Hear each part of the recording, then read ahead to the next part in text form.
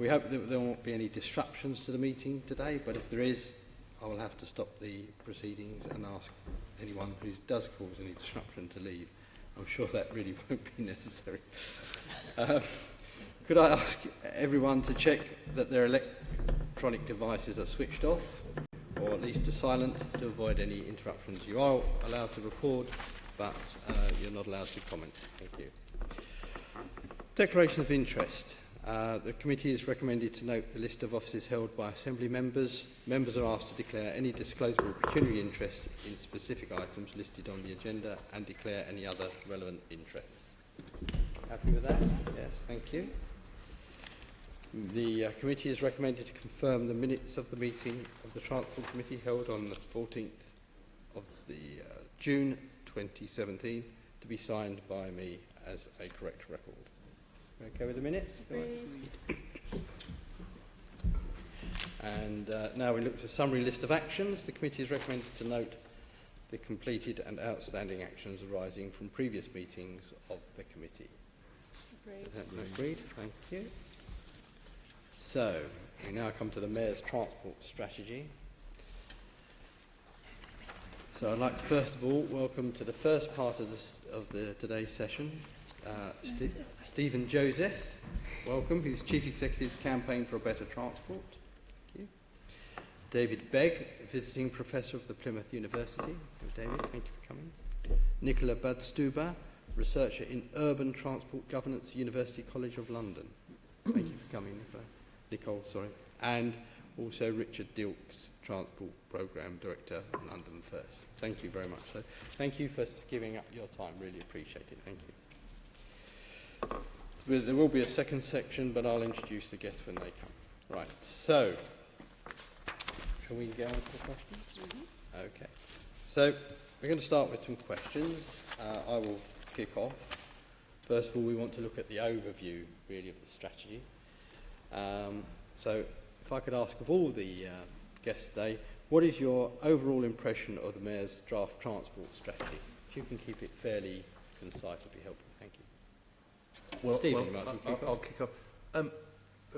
We strongly support the direction of the Mayor's transport strategy. We think it's the only way to go for London, given the level of growth and the need to keep the city moving. There are some issues that we have, which we'll come to under detail, but overall we think the direction of travel is great. The main comment I'd make is that there is a gap, I think, between the direction of travel as set out in the strategy and what's currently happening on the ground, and I think there's going to be some issues about delivery and the way in which the strategy actually plays out to make sure that the great words in the strategy actually end up somewhere on the, actually mean something. Thank you. David, would you like to comment? Ditto. You can come again. Is that brief enough? But I was just homing on one thing. Yes. Look, I think this is a step in the right direction, and I love having a modal split target for sustainable transport, because we're now back to trying to influence and change the way people travel, rather than, I think, what we had before, which was trying to manage traffic flows but not very well. So there's a kind of clearer objective now, which I like. I'd like a clear distinction between outcomes and outputs. So I think the outcomes we're all agreed on. We want a strong economy, we want a healthier society, we want cleaner air, we want equity in how we travel and tackle social inclusion. So they're all our outcomes, and you need to distinguish them in the outputs. So the modal split targets are an output that we're going to try and achieve. And for me, the key challenge is, if we throw the kitchen sink at making sustainable transport more attractive, and by that I mean a level of resource which I don't quite see yet, a level of resource to fund public transport and create healthier streets, which I don't think we have as a city. But even if we do throw the kitchen sink at sustainable transport, we might get from a 64% modal share for sustainable transport up to 70%. To get to 80%, you need a level of car restraint which I don't yet see the political appetite to deliver. Very good. Thank you. Nicole. Right, so I would also applaud the intention set out in the Mayor's transport strategy. I think it's great to see a clear commitment to wanting to reduce auto dependency and promote public transport, but also walking and cycling, and a clear acknowledgement that you need a sort of mixture of policies to achieve that. And that's a great step forward, I think, for a city to clearly set that out. And so the intentions are there, and my caution would be that I don't quite see a clear action plan on how this can be achieved. Also sort of the financial measures needed to achieve some of the goals set out. Some of the policies, for instance, demand management to reduce auto dependency and reduce the use of car to travel through the city, such as parking restrictions or congestion charging, don't seem to be coming at the speed needed to achieve the goal of 80% quite soon. So yeah, I would applaud sort of the intention and the way forward, as Stephen has mentioned, but maybe sort of the detail was still needed to be hashed out. But I guess with the intention, at least you have some sort of agility to navigate new policy environments in the next few years with still the intention of achieving those goals. Thank you. Richard.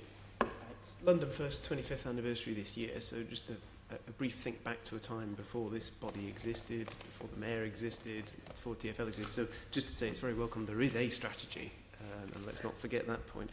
So we very much welcome the direction of travel the strategy shows, and agree with the other contributors this has to be the right one for a city that is growing so fast and therefore densifying. It's comprehensive. It covers, there's very little that I think is left out in terms of getting a look, a mention. I think that's welcome. It's also ambitious. It's ambitious on the what, and it's clear on the why. I agree that we need to now see more on the how. There are some really big questions and some challenges in that. Funding is one that has come to our mind very much as we go through it. That's probably the biggest. I think there's also probably a need to think a little bit more creatively and flexibly about what sustainable travel is. The definition in the strategy as it stands seems to me very much a public transport on the one hand, private transport on the other hand, and to some extent that is how the world is and will be, but I think those distinctions are blurring a bit, and we might come back to this point, but in that blurred bit there might be some things that can help deliver to the goals of the strategy. But overall, welcome, comprehensive, and look forward to the how, the detail. Thank you. If I could actually roll up two questions together, and that is, do we think that the Mayor has identified the right challenges, and what do you see as the key strengths, and what are the key weaknesses in the strategy? If we go the other way, start with you, Richard. If that's all right. Right challenges, broadly, yes. Coming back to the funding point, where how we approach a great deal of transport in London is from a capacity point of view, first and foremost. So two simple strands of making the most of what we've already got and then needing some new capacity. Of course, someone's got to pay for that. So the growth challenge doesn't come out as strongly as it perhaps might. I think that is a hugely pressing one. The population growth figures are very strong, continue to be very strong, and the projections are not shifting. So there's a lot in here that is committed and semi-committed, of course. I think there's then a question about what beyond that can be done, particularly on the public transport side, to help fill those gaps. On the private transport side, as I say, I think the distinctions are blurring a bit. There's then the very welcome setting out of the stall on road pricing. Quite what that might become, we wait and see and hope to work with them on. But it's very welcome from our point of view that there is recognition of looking again at the existing, looking at some local options as well, and then looking at next generation scheme for the whole city, that we see as an essential component of going along this direction of travel towards that 80%. It's not the only one. It needs to be part of a package. But I think that's a key area to explore. Thank you. Nicole? So I'd say the main challenge is obviously the expected growth in population, which is linearly related to transport demand. So as population goes up, obviously the transport demand will be there. The expectation is obviously that the majority of that would be on some sort of rail-based transport to get into the central zone to where employment is currently centralised. I think the transport strategy does a great job at addressing the need to look at road capacity and the limited road space that we have, and how and it's setting out the intention to maybe use that more effectively with higher capacity transport, so prioritising buses over private road vehicles. But I think that the main thing that isn't quite addressed is that we need a huge increase in rail capacity to meet this expected demand. I mean, maybe it won't happen, but and currently, obviously, there are plans for Crossrail 2 and there's plans for the Bakerloo Line extension all mapped out in this strategy. And I guess it goes back to my point earlier that how these will be financed and how these will be paid for, even things like the tram expansion, aren't quite set out here, and I guess that's my caution there.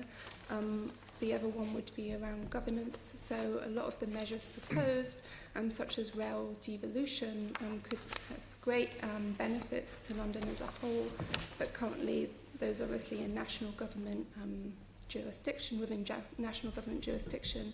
Also, a lot of the road spaces, of course, part of the borough's jurisdiction. So the transport strategy obviously sets out and is intended to set out sort of a holistic view of what can be achieved here in London and what the mayor envisages transport to look like in a few years. I guess the issue at the moment is maybe that's not all within his power, and how can he help encourage those changes? Thank you. David?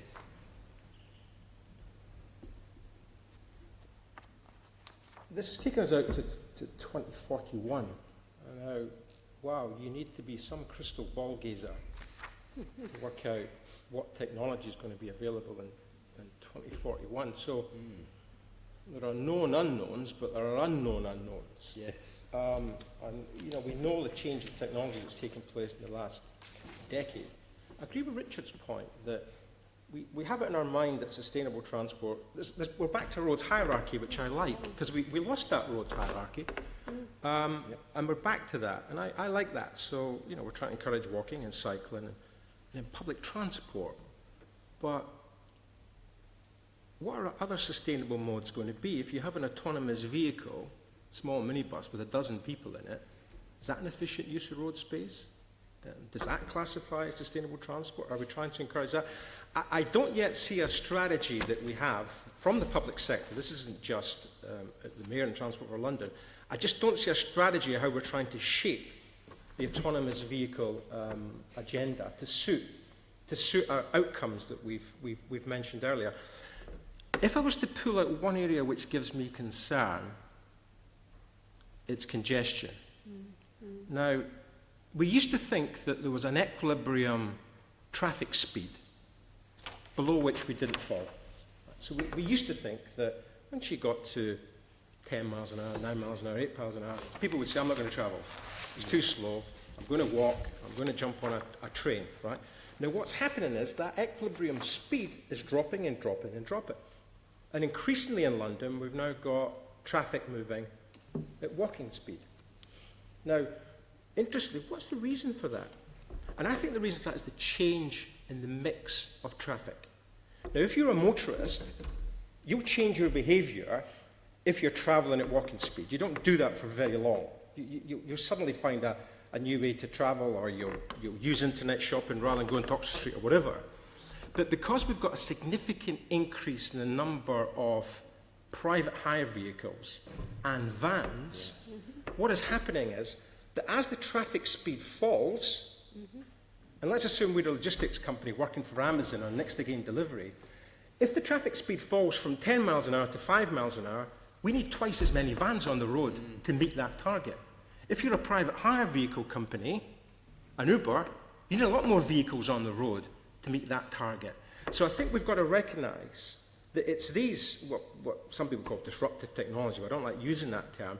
It's the huge growth in these categories of vehicle, which the Assembly's looked at in some depth and come up with some good recommendations, that I don't see the strategy in place to deal with this. Very good, thank you. Stephen? I've just a few points that back up what some other people have said, and just to pull out one or two things. Firstly, I think the broad themes, healthy streets, good public transport experience, and linking transport to new homes and jobs are definitely the right themes. That's important. The new homes and jobs bit, the good growth theme, sounds obvious were it not for the fact that outside London, the work we've done suggests that it's really difficult to coordinate planning and transport, and that actually there's parts of the sort of industry and government world that see planning in general as an enemy of growth, whereas and the Mayor doesn't take that view, and the London structure doesn't allow him to take that view because of the importance of the London plan and the link with the Mayor's transport strategy. So although it looks obvious, actually, compared with the sort of deregulation of planning that we've had outside London and what that leads to, you only have to go to places like Aylesbury to see what it actually does lead to. Then I think that's to be applauded. Secondly, Nicola's point, some of this, and the strategy is very clear about this, are things that are outside the Mayor's control. Mainline railways, clear example. The current Transport Secretary is clearly against further rail devolution, not just in London but elsewhere, yet all the work we've done suggests that not just in London but in places like Merseyside, rail devolution has worked in terms of producing better services, more integrated with the city region and its planning and transport. So groups like us will continue to make the case for rail devolution, and actually the Gibb report in Southern actually makes the case for further devolution. It'll be interesting to see whether the government actually responds to that. The rail is clearly important, not because of south of the river particularly. It's such an important part of the transport mix. And I think I remember somebody coming up with a statistic that car use south of the river is 15% higher than north of the river simply because of the poor quality of rail services. So that's the first thing. The second issue is funding. And I think although the strategy does go into detail about that, and obviously road pricing, workplace parking levies, etc., can help, there's a really important point, which is last week the government affirmed that it was continuing with the proposal for a road fund, and that it then said there would be money available for roads below the transport network, major roads, which seem to be all about bypasses in rural areas. And there isn't a sense that any of that money from vehicle excise duty is going to come to the Mayor and London roads. So London motorists are going to be paying vehicle excise duty, none of which will go to the upkeep of London roads or any of the healthy streets things that are in the strategy. So there's I think it's there's probably a consensus here and possibly among the Assembly members that the way in which government is treating London and in funding and powers is simply wrong. So I think that's an important recognition. Just on autonomous vehicles and technology, I'd slightly disagree with David because I did sense that in the strategy and the way the bits about technology are written, there is a recognition that technology needs to be framed around public benefit. Some people have talked about a protocol for livable cities, and some of that is clearly reflected in what is in the strategy around making sure that autonomous vehicles are shared, electric, complement public transport. And those principles alongside, I would argue, open data, which will be highly resisted by the technology companies, should underpin the way in which technology is used to, is shaped for the benefit of London, rather than allowing a kind of free-for-all. And it seems to me that actually, in general, the benefits of connected and information and mobility as a service kind of things, which are mentioned in here around on-demand bus services and so on, particularly out of London, are actually more important than autonomous vehicles. And what we're seeing is little pods wandering around Greenwich on pavements or Milton Keynes. That feels less important than some of the technologies that allow vehicles to talk to each other and to infrastructure providers, and also to join up transport even more than so. So I'd actually commend what's in here. It needs to be developed on technology, but it feels to me definitely a point in the right direction. Final point, freight. People don't talk about freight very much, but as David said, it's absolutely critical, particularly in what's happening in London. And I think there's more to do there from the strategy, but I think the direction of travel around consolidation centres, around shift to rail and water, and around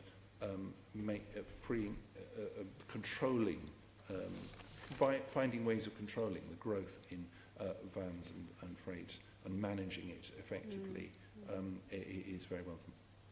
Can I just pick up on one more point? And that's to do with land use and its coordination of transport. So actually land use and how we plan, or we build infill to, for instance, create sort of urban villages, can actually reduce transport demand quite significantly. So instead of people having to do a lot of radial journeys into central London, actually a lot of their trips that they would do every day, maybe other than going to work, could be more locally based, and that would reduce some of the demand that is being put onto the transport network. So the mayor, also being in charge of writing the London plan, actually is in quite a unique position in comparison to other cities, even other global cities, where he can, to an extent, coordinate the land use planning and transport planning. And maybe we should be talking a bit more about mobility or access to services and opportunities, rather than thinking about it in transport. And so picking up a bit on what David said, so looking at outcomes rather than just sort of metrics of how we measure things and how much throughput do we need, how can we reduce congestion. I'm looking at it a bit more holistically. I think there is the framework here to do that, and maybe that isn't quite captured to the extent that it could be in this transport strategy. I remember about 15 years ago when I was on the board of Transport for London, there was a strategy on urban villages. There was much more. There's a lot of focus on mobility and less focus on accessibility than there used to be. We keep on reinventing the wheel here, but you just have to go back and look at where we were 15 years ago on urban villages to try and build on the fantastic urban villages that there are in London. It's not possible for everyone to live near the work, where they work, we know that, but trying to make sure that there's leisure facilities and work facilities nearby helps to reduce the demand for travel. So, look, this is nitpicking, because I love this document, right? And it's all going to sound negative, and it isn't. It's a consultation period, and we're trying to influence it. But I would like more emphasis on how can we reduce the demand for travel than we see in this document. That's a good point. Thank you. Well, move on now, if I can get to Assembly Member Pigeon. Yes, I want to pick up the topic of congestion and car reduction. You've all mentioned it, and having read the document, that's the one area where there's some great narrative, and then it's what happens from that. Maybe I'll start with you, David, because you mentioned it in your opening remarks. Does this strategy contain the right measures to meet the ambition of 80% of journeys being made by sustainable modes? And if not, what needs to be done? No, look, it doesn't. And look, you're close to this, and you know what goes on behind the scenes. So you'll have Val Shawcroft, who tries to make it more radical than it is, and the people at Transport for London, the planners, who just know how critical measures like road pricing are to meet the targets. And then the run-up against political constraints and objections. It was the exact same when Ken Livingstone was mayor. None of his policy advisors wanted him to do congestion charging. Sorry, none of his political advisors wanted to do, but he listened to his policy advisors. So we're back to this, that the measures that are going to be most effective also tend to be the most politically difficult to deliver. So the answer is no. I don't see how we can hit 80% sustainable mode share without a level, and I don't want to use that term car restraint, I want to use that term vehicle constraint, because it's just not cars that we're trying to constrain here. I don't think cars are the problem going forward. I think they'll be constrained by congestion. It's back to private hire vehicles and vans, which are difficult to, which are going to be difficult to constrain. And look, we keep on reinventing the wheel again, because I can remember 15 years ago, we were devising a plan to take congestion charging all the way out to the M25.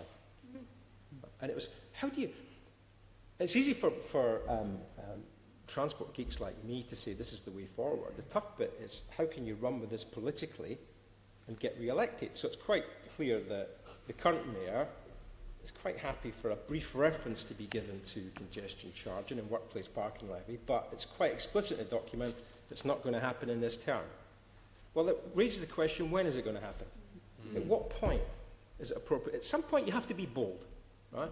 And I would be, if I was still involved in this, I'd be saying, how can we devise a scheme to take congestion charging with the latest technology all the way out to outer London in a way which is politically deliverable? And at the time, we were working on numbers like you could raise about £3 billion. Now, here's an interesting prospect. We know that the big constraint here on delivering this significant improvement in public transport, and we're talking about a 90% increase in capacity by 2041, but only about 40% of it is funded. The one fiscal measure which the mayor has at his disposal is road pricing. And it's much, much better than any other measure because it actually constrains the vehicles that you're trying to constrain at the same time as raise money. It's much better than any other way to raise money in order to achieve your objectives. And I would be looking at ways in which we can do this in a way which is politically deliverable. Not just ring-fencing all the money and putting it towards sustainable transport, but what's the... Can we reduce rates? Can we reduce council tax?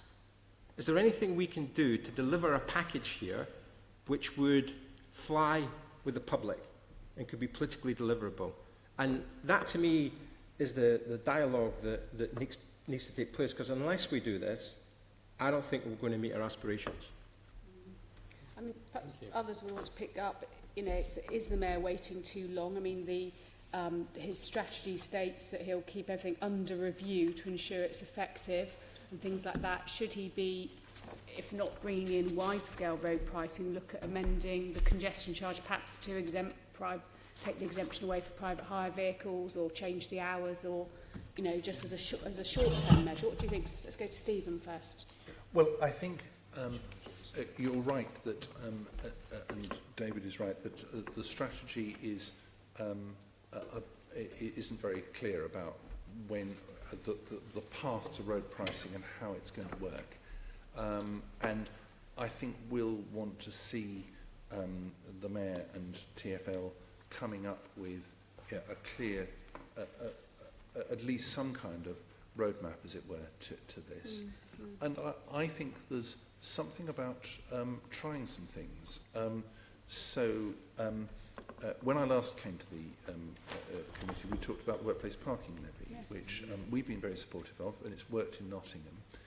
And we said that it would be the sort of thing that could work particularly in parts of outer London where you've got large business parks. Now, since I gave that evidence, Hounslow have started to come up with a proposal which has, I think, strong business support to take the Brentford Business Park on the A4, which is very, very car dependent and has poor public transport, and do a micro levy, workplace parking levy, to pay for the reopening of the freight line from Brentford to Southall to connect the business park up with Crossrail.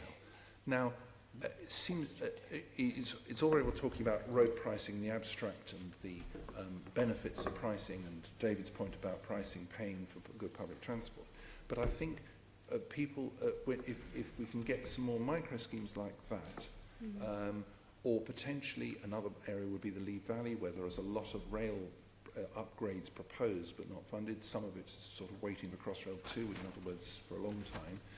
Maybe that would be another case where a levy on businesses would advance the rail upgrades, pay for some of the orbital bus routes that have been talked about here and have been talked about forever, more orbital bus routes, but actually a levy might pay for that. And so we would encourage the Mayor and TfL to try some things out and show people what forms of pricing might look like that actually work for people, that actually provide good alternatives to the car, and actually move in the direction not just of pricing but of the Mayor's objectives, particularly in outer London, and make those places work.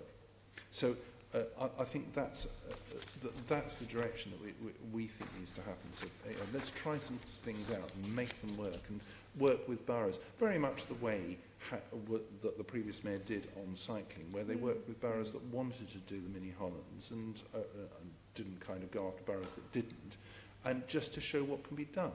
So I think that would be my suggestion, that we need to root this strategy in some realities and experiments to see that to see that we can make it work. That's very helpful. What do you think enough consideration has been given in the overall document to journeys that perhaps can only be made by car at present?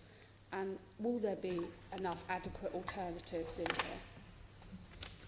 here? I think, particularly in outer London, it will depend on some of the things that are mentioned here in the abstract, but again need to be tried. So not just orbital, but on-demand bus services, some of the things that are using the new technologies to make, to supplement the mainstream public transport services. And there's lots of talk, about more orbital railway lines, extensions to the London Overground to make that happen, extensions to the tram network. But I think in outer London, people will feel that at the moment, for a lot of the journeys they make, they only car is the best alternative that they've got. And this is why I say that some experiments which really give a step change to the quality and quantity of the alternatives to the car, need to be put in. And they're right about bus, on-demand bus. The strategy is clear about that. But let's see some of that happen. With, as I say, innovative funding proposals, business improvement districts and things like that are another way into this. And see whether we can actually make some progress on really giving people alternatives in the way that the Waltham Forest Mini Holland and so on has demonstrated how you would change an ordinary area of outer London to give much more priority to the healthy streets narratives in here. That's helpful, thank you. Richard, could I come to you about the issue of freight, which came up in the earlier discussion? It's a huge contributor to traffic congestion. How successful is the Mayor likely to be in encouraging businesses, for example, to ban personal deliveries? Something we recommended as a committee. There are huge issues around personal deliveries, and we suggest click and collect at local stations might be a far better alternative. What's your thinking on that? I think somewhat is the quick answer to that. So I think there is potential there. I think there's also potential not just in banning personal deliveries, but in restricting personal deliveries. So some of our members are looking at, can they go for bans? Do they want to go for bans? Or do they say, well, you can have it, but only if it fits in a space that's this size? Or you can have it, and it has to fit in a space this size, and you have to come down to the front desk to sign for it. So you actually have to be here, and you have to get out of your meeting, and so on. And so there are smaller steps towards ban as well as ban, I think. It takes me to a point I wanted to make anyway about data. So I think it's critical to understand what the contribution of freight to congestion actually is. Now, clearly there is one, and clearly the number of vans has gone up significantly, which actually predates internet shopping, but that's accelerated it. Freight is a vital component of a city's economy, so for us, we're not at all in a space of thinking that freight is a bad thing. Nonetheless, the consequences of freight may be bad things, and so how do we tackle those most effectively? Where and when is the freight is a question that actually no one's got a very clear answer to. So you'll hear very different percentages bandied around as to percentage of van traffic that is carrying personal deliveries. for example. So it's something to do and look at, absolutely, but I don't think we'd see it as just the trophy thing to reach for. There's a whole gamut of things to be done on the supply side and also on the demand side. And we're trying to do pieces of work on both, actually. I think it's, my answer somewhat is because it is hard. So we heard from Nicole how the Mayor, of course, does not control all the roads in London, far from it. Central government has a role in roads policy in many ways too. So it's a difficult space. And there are, I think, welcome ambitions in here about consolidation centres, about measures that are going to help freight reduction. Actually achieving those is difficult going. Yeah, I wanted to come on to that. It's a difficult coordination piece, and I think there's a very live question for the Mayor GLA TfL as to what sort of role do they take on this? How interventionist do they get? Do they put real money into this? Are they striking bigger and bolder partnerships with other players to achieve consolidation and freight efficiency? It, I think, does need a guiding mind, freight, which it broadly lacks at the moment. I mean, it's a terrific industry for delivering what its clients want. But there are, of course, knock-on consequences that as our shopping habits change and the number of us here grow. And I think there is a need for some bodies to take that leading role. Hard to see who that can be if it isn't TfL, GLA the Mayor.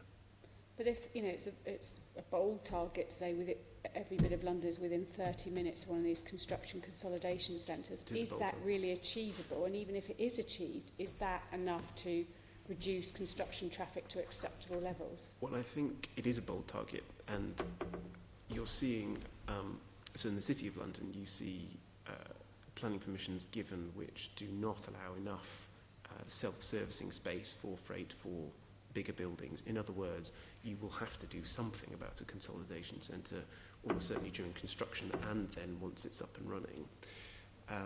So that's a sort of bottom-up pressure that is driving this, but in a somewhat ad hoc way. Inevitably, that's only one part of London. So it will need, I think, significant commitment, both in terms of leadership and possibly some money and joint working to get towards that 30-minute one, which you're absolutely right to recognise as a bold target. Okay, lovely. Thank you for that. Thank you. Thank you very much. So we move on now to Assembly Member McCartney. I'm going to ask about cycling, and perhaps I could start with Stephen Joseph. Do you think that the draft transport strategy needs stronger measures to create safe cycling routes? Clearly it does. I think there's the superhighways have shown that preserved cycling, special space for cycling encourages people to cycle who otherwise wouldn't, and because it just feels safer than being on roads. And there are some really big issues about how that fits with buses, particularly with public on-road public transport, with the tram and so on. So I think the strategy says that they'll try and build cycle priority into bus priority in the future. I just think there's going to, this is back to the point I made at the start about nice words. The delivery on the ground is going to be really difficult. This isn't, as I think David would say, not just a London problem. There's some really interesting trade-offs in lots of other cities. I was looking at Leicester recently, where it's quite clear there's been an expansion in cycle priority, but there's in some cases that has been at the expense of buses. So I think there's a really that it will be down to the detail how that works. But we do need, but clearly, in principle, high-quality reserved space for cycling is the way in which you increase cycling mode share, alongside high-quality cycle parking and measures with travel generators. So if you don't have cycle parking at stations or at workplaces, or indeed in new housing, you won't get the cycling that you need. You need all of those things to make to do that. So in the good growth, there's lots of stuff here at the aggregate level about locating new development near public transport and all of that. what's needed in practice is lots of detailed design guides to make sure that cycling in Barking Riverside and other new development areas is the natural thing to do in the way that it is in new developments in other countries. So, and none of that is impossible. It just needs to be thought about and built in the London Plan more, perhaps in the transport strategy, in the way in which new development happens. So I think that those would be my comments.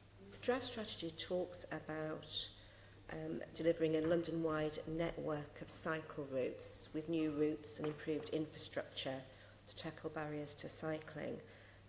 What it doesn't do is talk specifically about segregated superhighways or quiet ways. And I put this to the Deputy Mayor Valshorkwas at our last meeting. And she said, oh no, we are really committed still to these. But would you like the final document to actually specifically talk about those measures? I think the final document could incorporate work that's been done by TfL, which they published not long ago, and has been done by researchers with TfL, which is about propensity to cycle, which shows where the demand, where the desire lines are, where the places are that you could get more cycling in London, and what that would look like. And it would, in many cases, it is about more superhighways and not quiet ways that divert, that make cycling a really indirect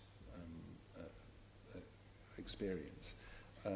So I think that there is work that TfL have been doing, that researchers have been doing, that could inform the final version of the plan. Yeah. I mean, they've just released their strategic cycling analysis. It was published just a couple of weeks ago, which does show where those demand corridors will be. But David, do you want to add to this? I saw you looking at me. There's a really ambitious modal split target for cycling in the document. Yeah. And they want to take it from 2% 2% modal split to 5%. It doesn't sound a lot, but that's huge. In 10 years. Yeah.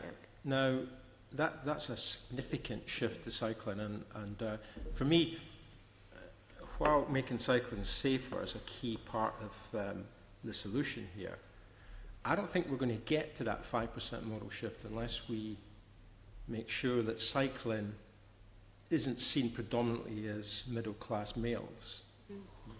Right, so we need to make sure there's more of a gender balance in cycling and more of a class balance, because we're not good at getting people in lower incomes, especially from Asian communities, onto bikes. And until we make these breakthroughs, and it's more than just making cycling safe, but my view is this is one of the big success stories. I know there's still a lot to be done, but it's where the previous mayor deserves some credit, because he had to make some tough decisions, and he got a lot of flack on it. I just wish that we were as bold when it comes to looking after bus passengers. Right, that's what I don't see. And in fact, if you want to look at a really good case study on how to influence public policy in the UK, look no further than how effective the London cycling campaign has been. And all credit to them. Fantastic. I just wish we had even a fraction of that when it comes to bus passengers. But we don't have it because they tend to be less well educated. They tend to be on lower incomes. They tend to be not as articulate. It's not newspaper editors or journalists. It's people whose voices are not often heard. And I just think that the one area that I'm really concerned about is what's happening to bus passengers in London. Because trust me, you can get a huge increase in cycling, but you only need a small increase in bus use to start to achieve the modal shift that we're after here. So I'm going to stop you there, because that's the next question Okay. that's coming in a moment. I just wanted to make one really specific comment about TfL learning from elsewhere. There is a project called the Big Birmingham Bikes Project, which is non-dock bike hire, basically, or they've distributed bikes with GPS trackers to people all over South Birmingham, and they've been incredibly successful in getting low-income people, Asian people, women on bikes across South Birmingham. It was awarded by the Ashton Award. Scott gave it an award for this the other week, and it's a really impressive project, and it is getting people cycling who are not middle-aged men in lycra. You know, it's a really, and it seems to me that there are some projects and approaches around the country and elsewhere which TfL could learn from in terms of making cycling attractive. I'll just pick up on one small point, which is I think it goes back to so if you look at the cycle superhighways, they're often very radial, and they're also once again trying to bring people in within half an hour from sort of inner London into the city. And if we want to encourage a broader section of society cycling, then we also have to think about what sort of travel are they looking for, where are they travelling. So trying to build more of a comprehensive network which also caters to maybe women or other communities other than men just travelling in. Not that that is exclusively who's using cycle superhighways, but I guess just I wanted to point out that we really need to create a network that isn't disjointed, that doesn't have junctions suddenly that are unsafe and that put people off because of that. So yeah.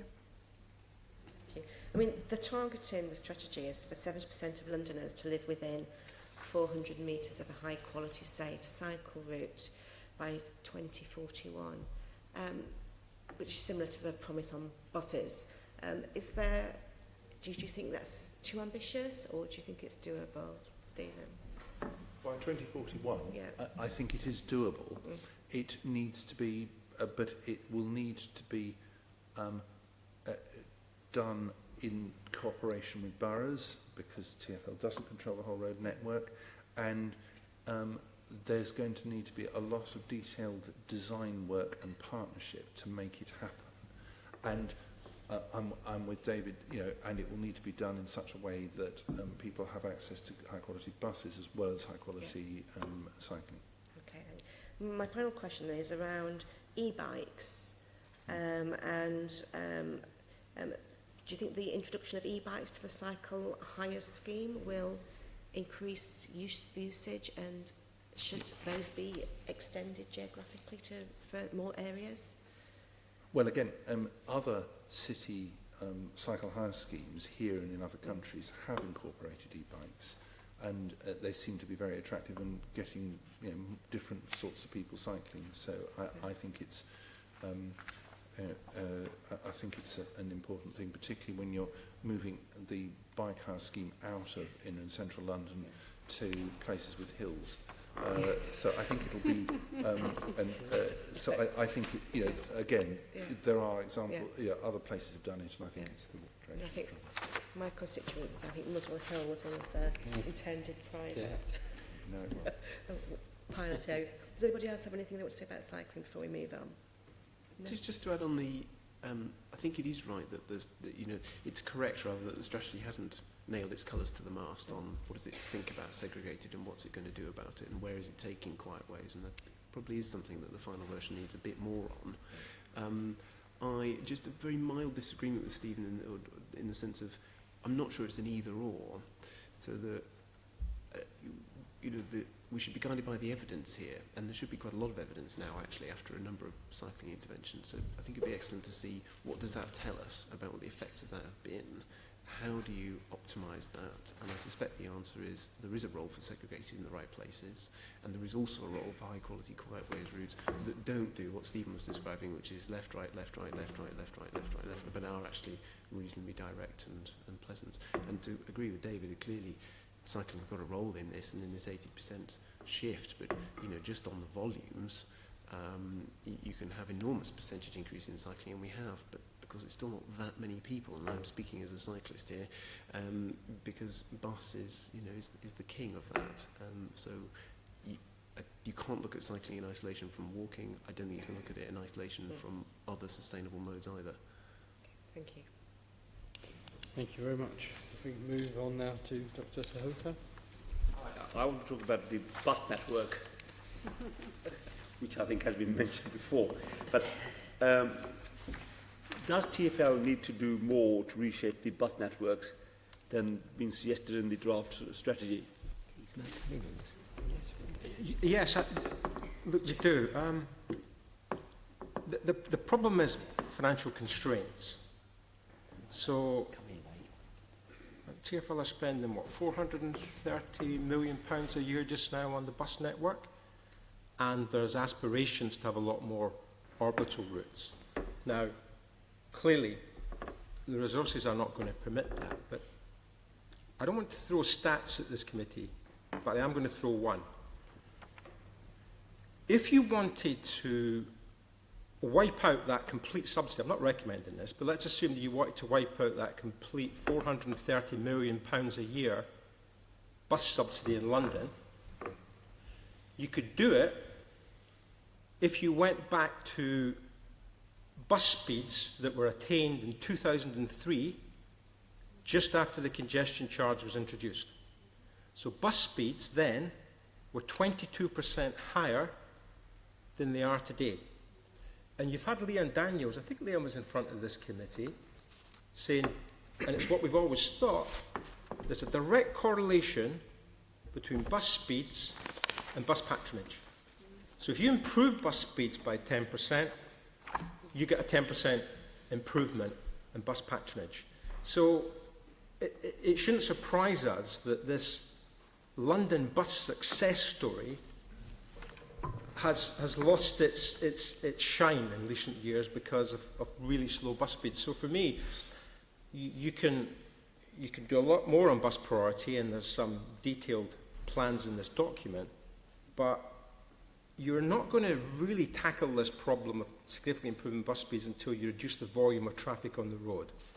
And if you go back to the last Travel in London report, 75% of the congestion across Greater London is caused simply because there's too many vehicles chasing too little road space.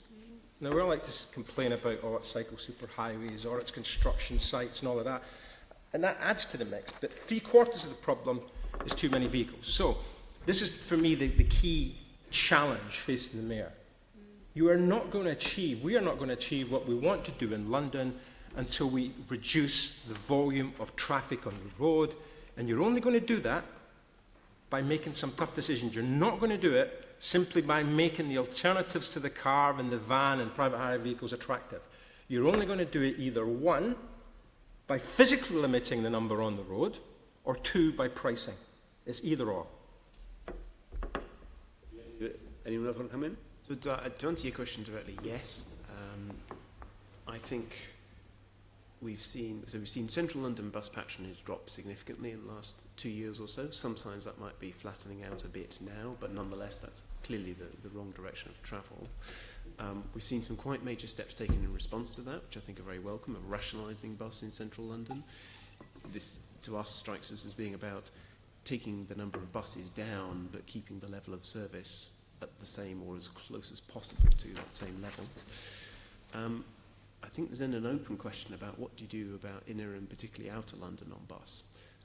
Just what are you going to go for on bus priority? How are you going to get continuous bus priority rather than dribs and drabs of bus priority? What's the thinking on the future of the bus? So we've already talked a bit about the on-demand minibus or other variants that we don't yet know of. I'd really encourage TfL GLA, the Mayor, to get into that thinking space and exploring that, not least because of the funding challenge that we've all talked about. So the world we know now of centrally planned, quite heavily subsidised, high-quality, comprehensive bus network in London, some of those bits may not survive. We want to keep the levels of service. We need to keep those people and more on buses, but quite what a bus is and where it when it is and who exactly is providing it and paying for it and so on, those things might need to evolve a bit. I think the outer London one's the biggest challenge in my mind, really. I think you can understand what to do in central and to an extent inner. In outer London, you run into the money question very quickly, and better orbital links, as we've also talked about already, are key, clearly, but how? The way it talks about shifting the networks to outer London as the need for bus transport reduces London in central London. What can he do to do this shift? What specific plans can he have to bring about that shift to outer London? Partly you can do some very old-fashioned things. You can have more bus priority. You can have better frequency. You can have bigger buses. You can have better bus stops. you know, but of course all these things, they do cost money. There's, I think, probably something about where there's already been some steps in, if you like, promoting the bus, and to David's point about London cycling campaign success and so on, there isn't a London bus campaign, although if you look at the numbers, there should be, because it's the most used public transport mode by far. So there's something about propaganda, for a better want of a better word. There's something about promotion, but that only works if what you're talking about is good and is a good enough alternative. If the experience is good. Exactly.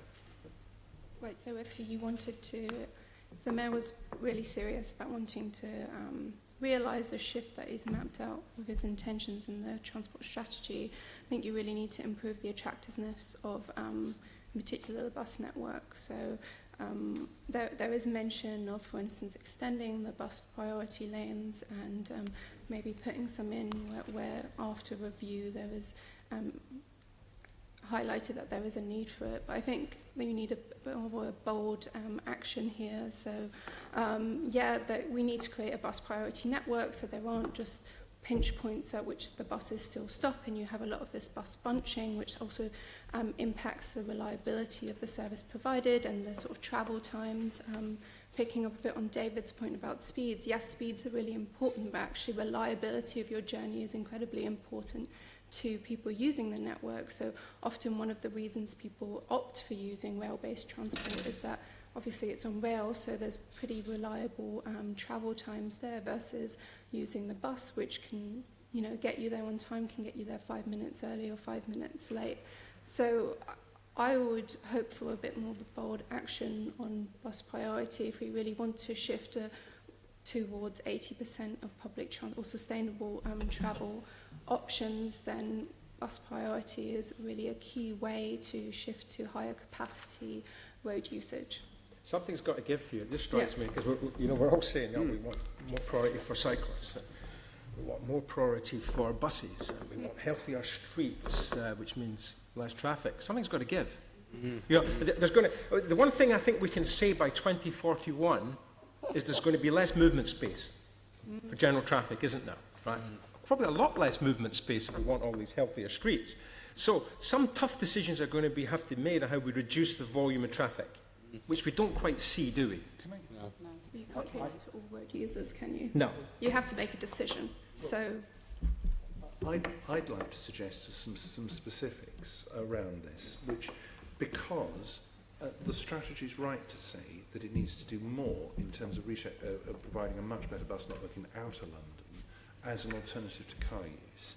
So I'd like to see the Mayor and TfL doing a public transport version of Mini Hollands, in other words, inviting an outer London boroughs to work with them on creating a really high quality public transport network, and do that with a rather more old-fashioned traffic restraint, which is car parking restraint in some of the outer London town centres, car parking charges that might pay for some of the high quality public transport, and to really reshape transport in Harrow or Bromley or somewhere like that, where to see what you could really do to take a bus network that in many cases has survived relatively unchanged for a number of years, and see what a really high quality network would look like and experiment with it. And to do that with, as I say, thinking about traffic and traffic restraint and bus priority and so on in and around a borough, and then see what you could do. Part of the point I made earlier about taking the fine words in the document and actually applying them on the ground in a few places so we could really see what it looks like. And all these measures on, for instance, bus priority or improving the bus network are key to crafting a narrative in which some sort of reform of congestion charging or road pricing is palatable. So if the options are more attractive and you can see that the buses are actually going to travel at speed and there's some decent public transport offering, then there is an alternative for people who maybe don't want to be paying the charge. And that's attractive. So, and those are some of the key lessons that were learnt in 2003 when the first our current congestion charge was introduced here in London was that they really improved the offering, the public transport offering, in advance to implementing the congestion charge, and that narrative was very clear about how also the funds would be going straight to improving public transport further. So I think crafting that narrative and making it really clear and understandable to people makes it a public, it's not going to cause too much I guess makes it more politically palatable. Also, I think with any reform of the congestion charge, it also needs to be understandable to the public. So, yes, maybe you want to have a congestion charge that is more based on time, how long you're in the congestion zone, or on how much you're using the road network whilst you're in the congestion zone, rather than sort of the threshold we have now. But it's also important that anyone using that system understands it well enough. Interesting question for this committee, this, isn't it? That it's 14 years now since the congestion charge was introduced.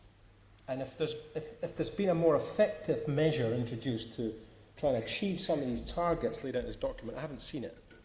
Okay? And if the mayor is not prepared to bring private hire vehicles into the congestion charging zone and make them pay for it, it seems to me to be low-hanging fruit. I don't quite get this one. I mean, so he's not prepared to do that, don't really look for anything too bold. Good point. And just so, you talked a lot about prioritisation, but is there a limit to the effectiveness of these measures? Is there, sorry? Is there a limit to the effectiveness of prioritisation measures? Prioritisation. Yeah, I mean, I think there's still a lot you can do with the road network on bus priority, and it's what TfL are trying to. It's a programme in place with the boroughs. The point I was making is that you can't have a bus running on bus priority all of the time, and the general volume of traffic is going to slow up buses. So until you tackle that, we'll struggle. And it's why the biggest boost we gave to the bus network in London was congestion charge. And it wasn't just that the revenue stream went into paying for a much better network and low fares. It was that it freed up traffic volumes in central London and led to a significant improvement in bus speeds. So we've got to get away from this vicious downward spiral of lower bus speeds, higher operating costs, higher fares, fewer passengers, bigger subsidy, and we've got to have this virtuous upward spiral of improved traffic, improved bus speeds, lower operating costs, more passengers. Thank you. Good, thank you. Could you just one? Sorry. Yeah. So as well as actually having the bus priority, you need some sort of enforcement that priority exists throughout it. So, and I think that links quite well to the freight and what needs to be done on freight, and looking at all of these white vans and these deliveries. So often a lot of the bus lanes and the bus stops are being used as loading bays or stop-off points. And so we really need to have more of a coordinated strategy there and an action plan on how we meet this rising demand for loading bays. Maybe some of the parking could be reused for loading bays, for 20-minute loading bays, to meet this rise in white vans. So yeah, the priority, but also enforcement and continuation of that. Thank you. I've got a couple of people who want to come in. So I'll just ask you to keep it fairly quick because we're running over a bit. But Steve? Yeah, thank you very much. I do apologise for being late. I'm one of the endangered pariah species of motorist because I had to take my car in for an MOT. And I think I might be a lone shrill voice, although we have the RAC coming along later for the motorists.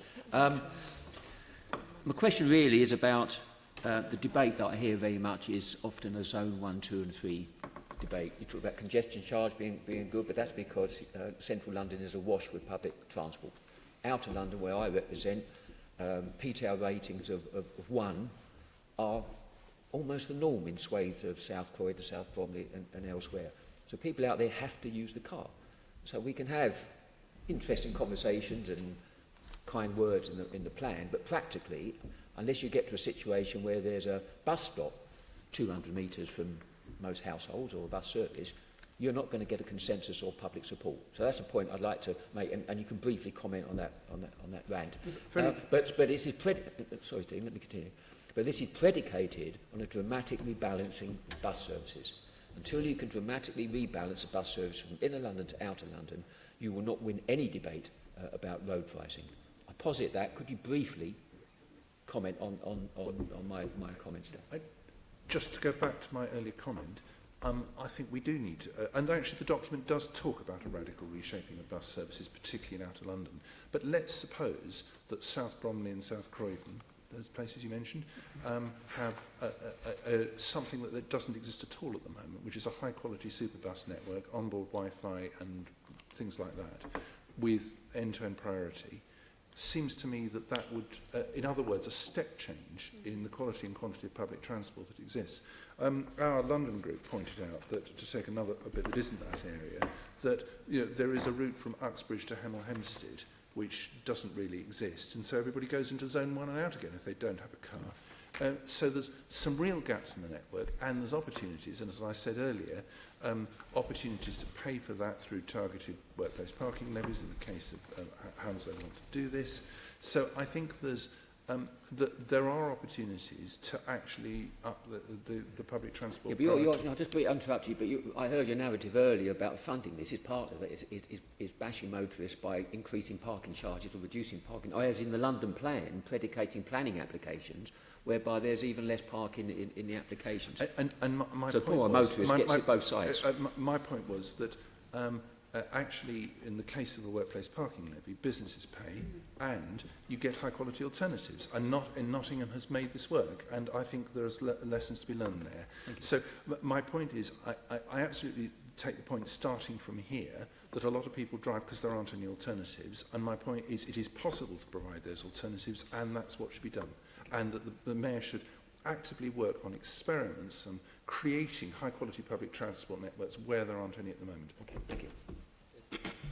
Coming on with a Bailey.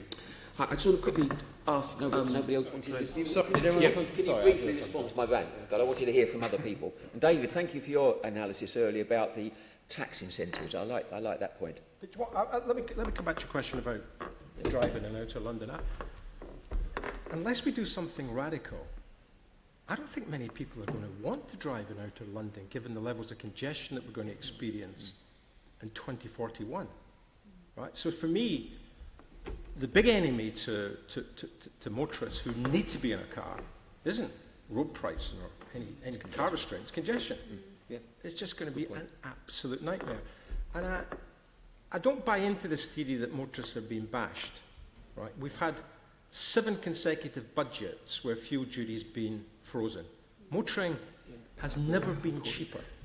And there's collateral damage to that, because it encourages a level of traffic which we can't really cope with. And I will believe it when people say that motorists are being bashed and it's getting too expensive and it's getting terrible.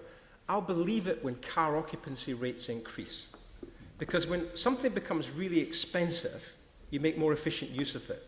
If anything, we're making less efficient use of car, and car occupancy rates are actually declining slightly. That tells me that motoring is still too cheap. And the one thing I like about this strategy is that it's focusing on efficient use of space, right? And this isn't being anti-car. This is just recognising the fact that the car is one of the most inefficient users of road space because it just moves too few people given the amount of space that it takes up. So, and if you're in the public sector, one of the most precious resources you've got is road space. And surely, any public authority should be trying to make more efficient use of that road space. And it's just a matter of fact that cars don't make terribly good use of that space. If I can just come in briefly, of course that's true, but I very much recognise the point you're making about there's a zone 1, 2, 3 version of this conversation, and then there's another version of this conversation. And in the other version, in zones 4, 5, 6, not that these distinctions are hard and fast, you're in a very different world. And actually, you're in a world where the alternatives can be poor to very poor to non-existent. You're in a world where the congestion is actually not that bad most of the time. People know how to avoid it. And the consequence is car is a very workable and attractive mode for people. I think there needs to be a recognition that, to some extent, through this journey to 2041, that will remain the case. You know, that's point one. The other point, I think, is it's probably worth us being a bit more flexible, creative in how we think about car. So it's not just the private car within the worst scenario, one person in it. It is also what about car sharing? It is also what about ride sharing? So I think cars, in terms of vehicles with probably four wheels and driving around, will be with us in outer London certainly by 2041 and beyond. But they won't probably, some of them at least, won't look like what we've got now. And there's a benefit to be had in that. Back to my question of public and private and the boundaries between them and how do we define sustainable, that is perhaps some of those modes are more sustainable. They're not as sustainable as people cycling and walking, getting the bus or the train. But if those things aren't realistic alternatives, they won't be happening anyway. Thank you. Thank you. Sorry, Assemblyman Faryal. I just want to circle back round to bus use and bus safety. In the transport strategy, the Mayor says he wants to have zero bus deaths by 2030. Do you believe that's ambitious enough? Zero. Yeah, zero bus deaths by 2030. How do you get more ambitious than that? Yeah, but doesn't it seem a long time out? For instance, Volvo. This is an aspirational target. I mean, how you actually, and you're still dealing with human error. So, I mean, I'm not sure you're in control of that target. I think it's a good aspirational target, but there's so many factors and human error involved. But car companies such as Volvo are saying that they'll have nobody killed by their cars by 2030. And a car has at least as many variables as a bus, maybe more. I don't believe that. They do. I don't believe they that. certainly do. I think the issue of bus deaths and bus crashes has been underplayed in the past, and there's a guy who's been running a big campaign about this, Tom Kearney, to try and get much better reporting and much better control on this. So I think there are things that can be done. Concerns about the way in which the bus contracts incentivise drivers, driver training, all of those things. There are some things that are within TfL and the bus company's control, and I think those need to be done. So, and some of that's quite low-hanging fruit, actually. So I think it needs to be done. And beyond that, actually, having more bus priority, segregated routes for buses, make it easier to deal with, to actually have a more forgiving, if you like, bus environment that doesn't reduces interactions between buses and people. So I think there are opportunities there, and we'd like to see more progress made in that area. Okay. And just one small point, directed at David, a question really. Is there a difference between average bus speeds inside the congestion zone as to outside of it? Yes, the speeds are quicker within the zone than they are without, but that might be to do with bus priority too. Okay, thank you, Chair. Assemblyman Copley, you wanted to... Thank you. Yeah, a couple of things. Firstly, on buses, should we be bringing back bendy buses? Would this help? David?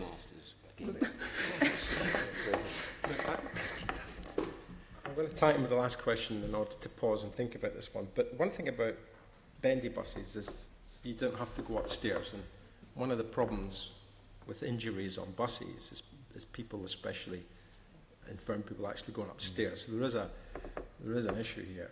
Look, I don't think this was the finest bit of public sector procurement ever to replace the bendy buses with the new route masters, but we are. Let me just make this one point on the bendy buses. I just wish that bus passengers were consulted.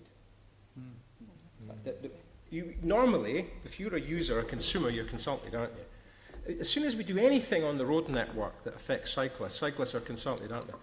Were bus passengers consulted when it came to the decision to get rid of the bendy buses? Did anyone know what bus passengers think? No. But we knew what motorists thought, didn't we? We knew what the new mayor thought, and we knew what cyclists thought. They didn't like them. But the people who used them weren't consulted.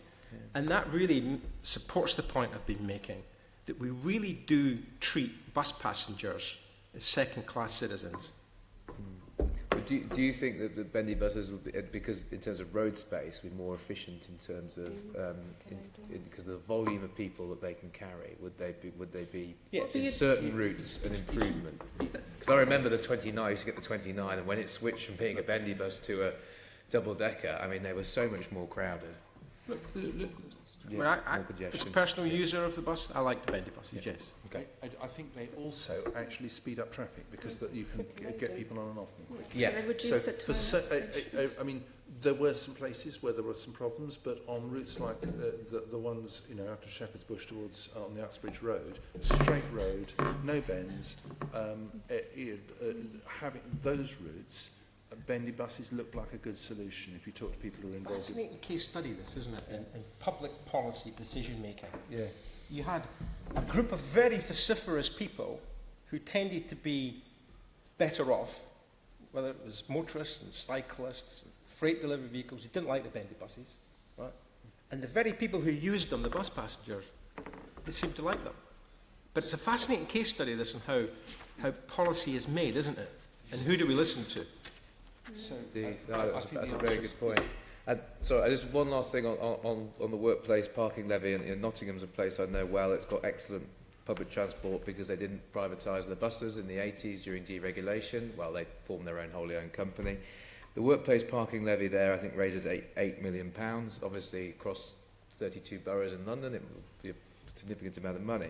But do you think, you talked about the micro level, do you think it's better done at a micro level, or do you think TfL should be looking at having a sort of London-wide workplace parking level? I think they should try it in a few places where there's clearly where there's interest and support, just to see what happens and see how it works.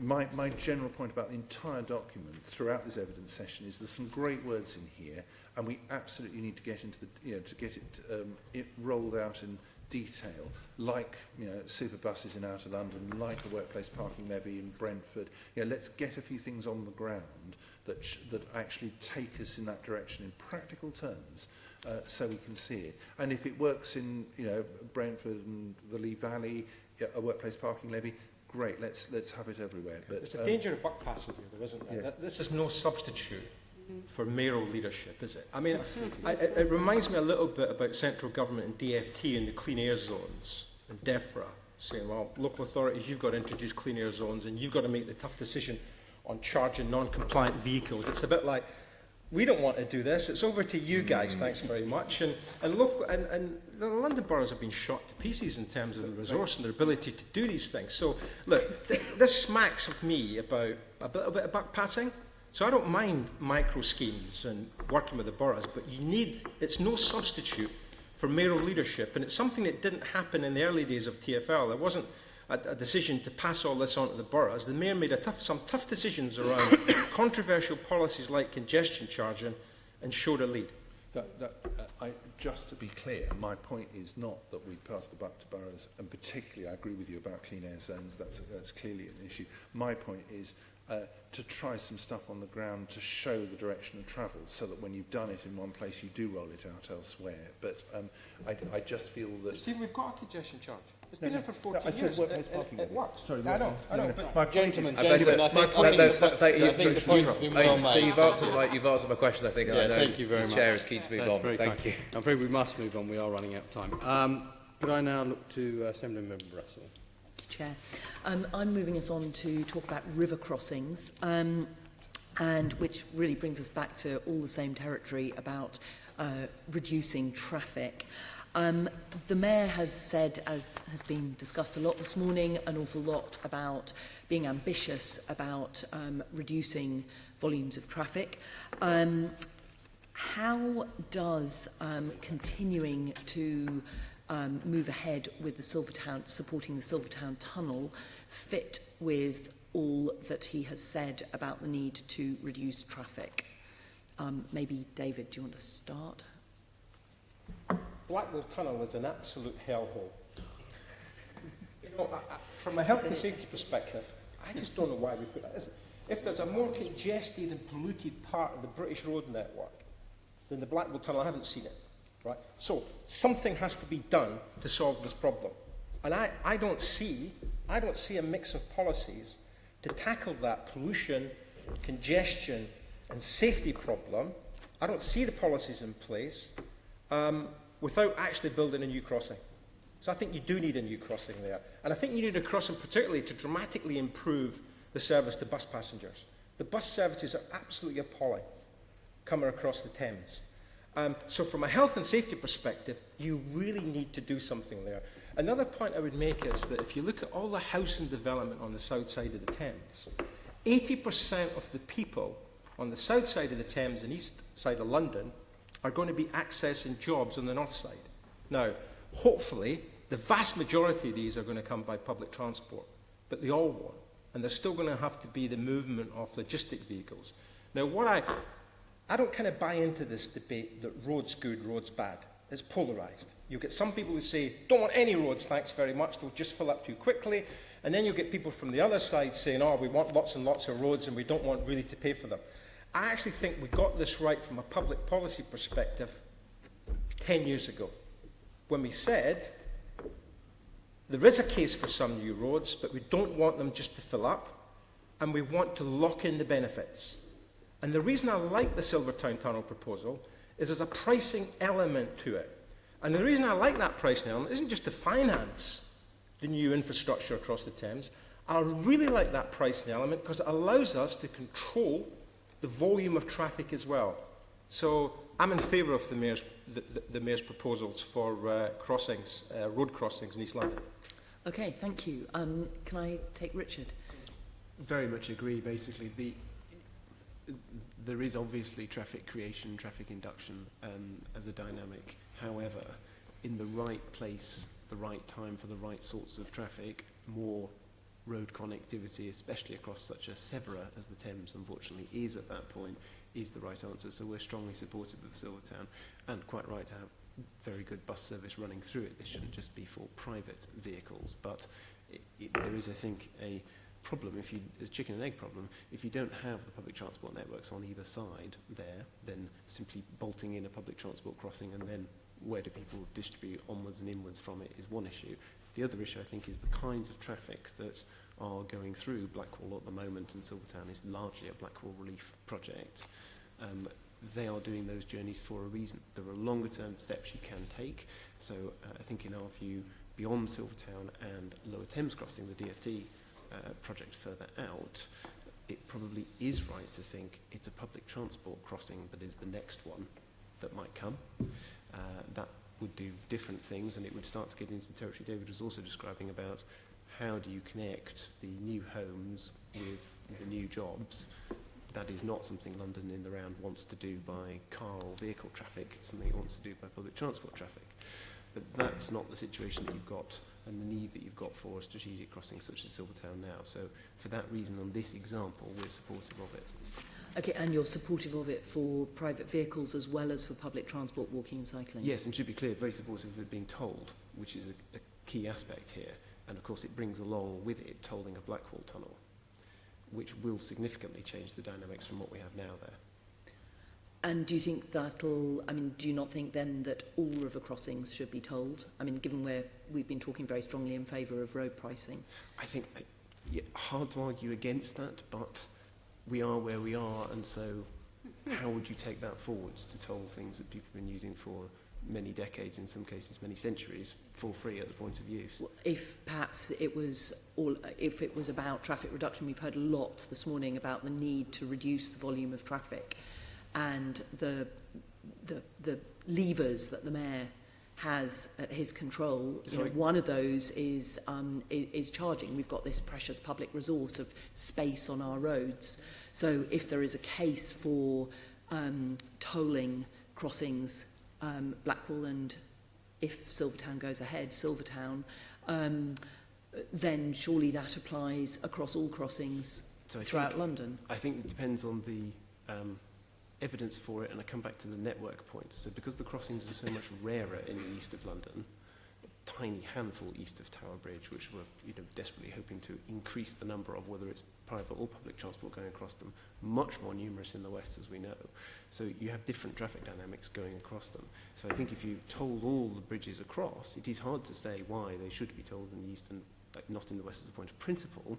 But if you look, because there are so many more bridges, you then have to think, what do you do to the network and the traffic moving around it? So in other words, I'm not sure you do very much, actually, because you have very congested networks on the north and the south, in the west, where you've got far more bridges. So I think that takes you to looking at road pricing more generally there, and that is the much more efficient way to control that.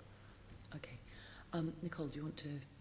Yeah, I mean, I would echo a lot of what Richard was saying there. So yes, tolling anything as a demand management measure, and there is a case to do that.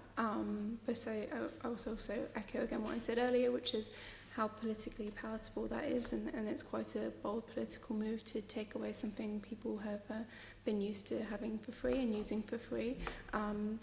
So yes, it would definitely be a measure to reduce private vehicular flow across any crossing, but I would argue for, I guess, a more comprehensive road pricing system within London to control that more effectively. Yep.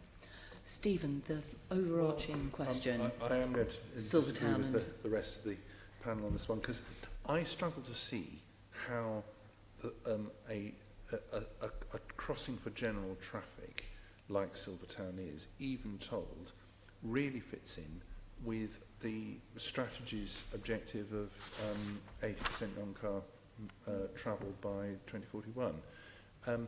So I absolutely support the case for non-road-based crossings to the east, bus, rapid transit rail, walk and cycle bridges, whatever. And there are some mentioned in the strategy, actually, some other cycle walking bridges as well, which don't have the word garden Does that mean, attached to them. Stephen, you would want to remove road crossings in West London? No, I want to price them. I see it as general. It doesn't seem to me that you can have pricing on Blackwall and without doing Rotherhithe, which Southwark has already made the point, actually, that they don't want to, that they're worried about Silvertown and Blackwall being priced because they just think they'll get a lot of traffic coming through Southwark, which is the problem here. So I know I was being accused of passing the buck earlier, but actually I do think we need to look at, if we're going to move towards London-wide road pricing, then we need to move towards London-wide road pricing rather than have little bits of it. And that in terms of what kind of development we have to the east of London, it needs to be ones which have that mode share that the strategy talks about built into it, and having lots more road crossings. We've made, I mean, by the way, the Lower Thames crossing that is mentioned here that the DFT have is hugely controversial in communities around that. Thurrock Council and others are dead against it because they think it'll just channel lots more traffic into their area. So I think there's a really, we would argue that Silvertown needs to be part of a much wider review of a road policy generally in the light of the strategy, that you wouldn't go back to that. And given the shortage of cash, is Silvertown the right priority for to go ahead with, given what the strategy now looks like? And I mean, because you raised the question of expense, obviously to build a tunnel at Silvertown, would it be cheaper if it was restricted only to public transport and no private traffic going through it? And might that provide the traffic, might that deliver traffic reduction?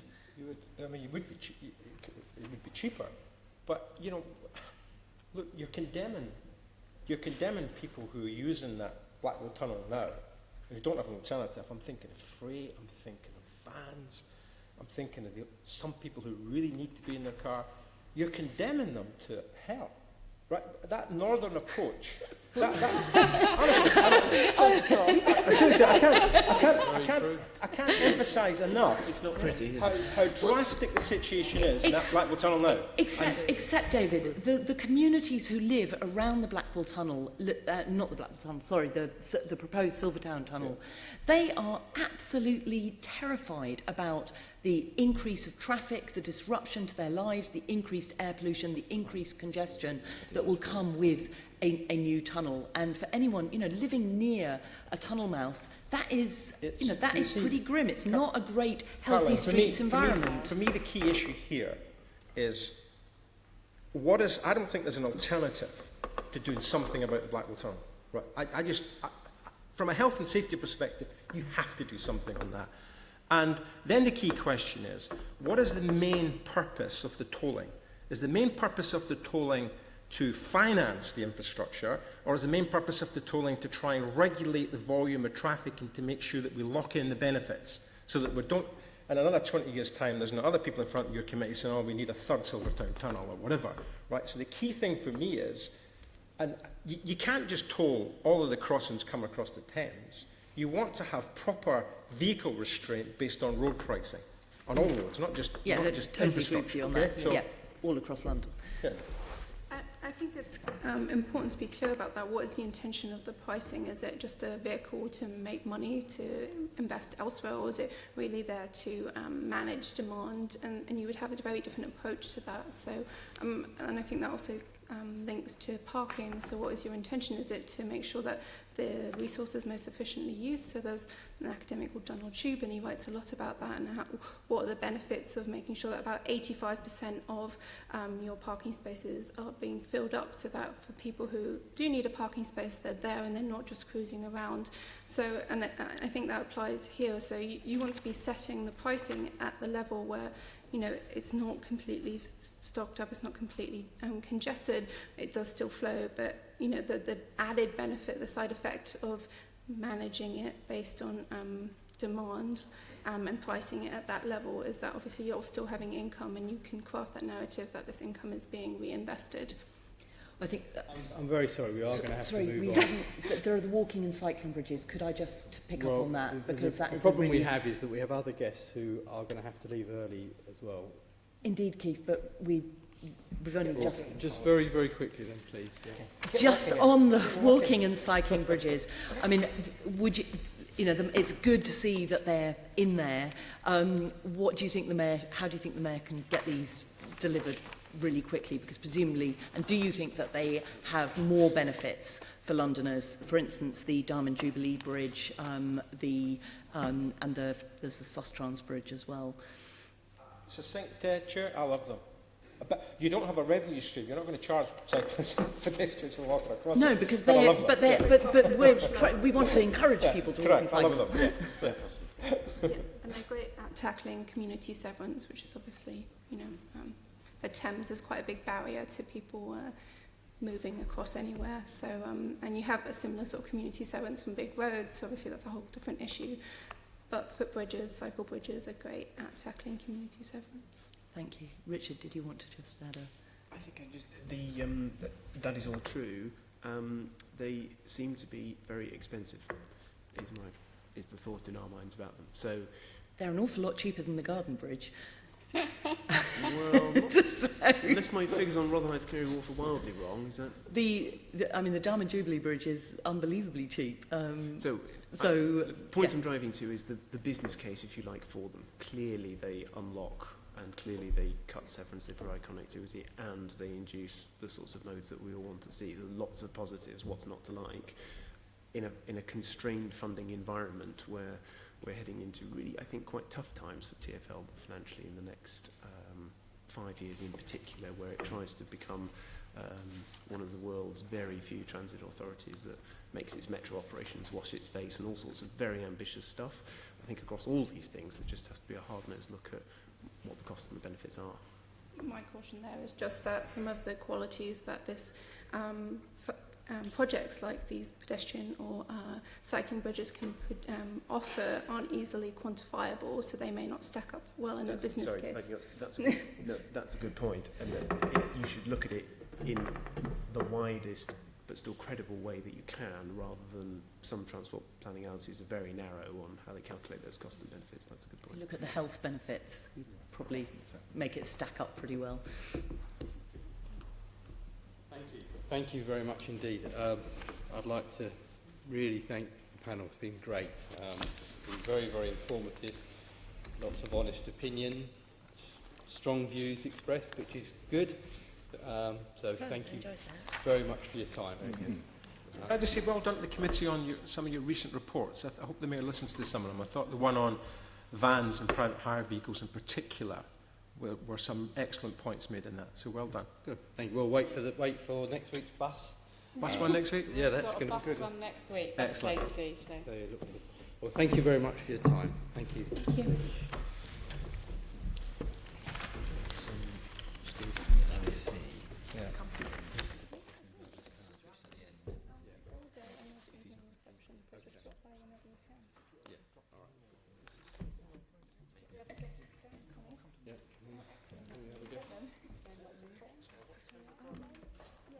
Do the guests want to start coming down? Can I call the other guests down, please? Would you like to hop down? Thank you.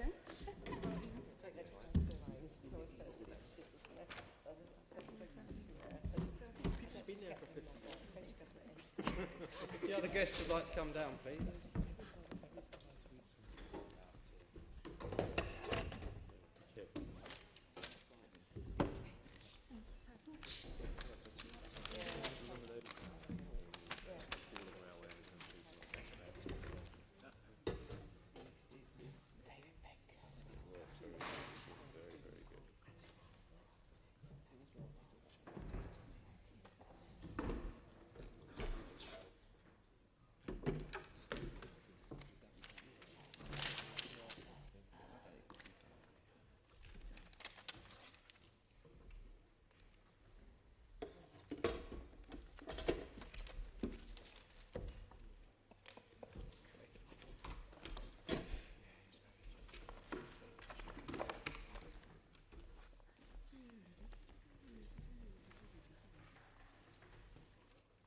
Can I start by apologising for keeping our guests waiting?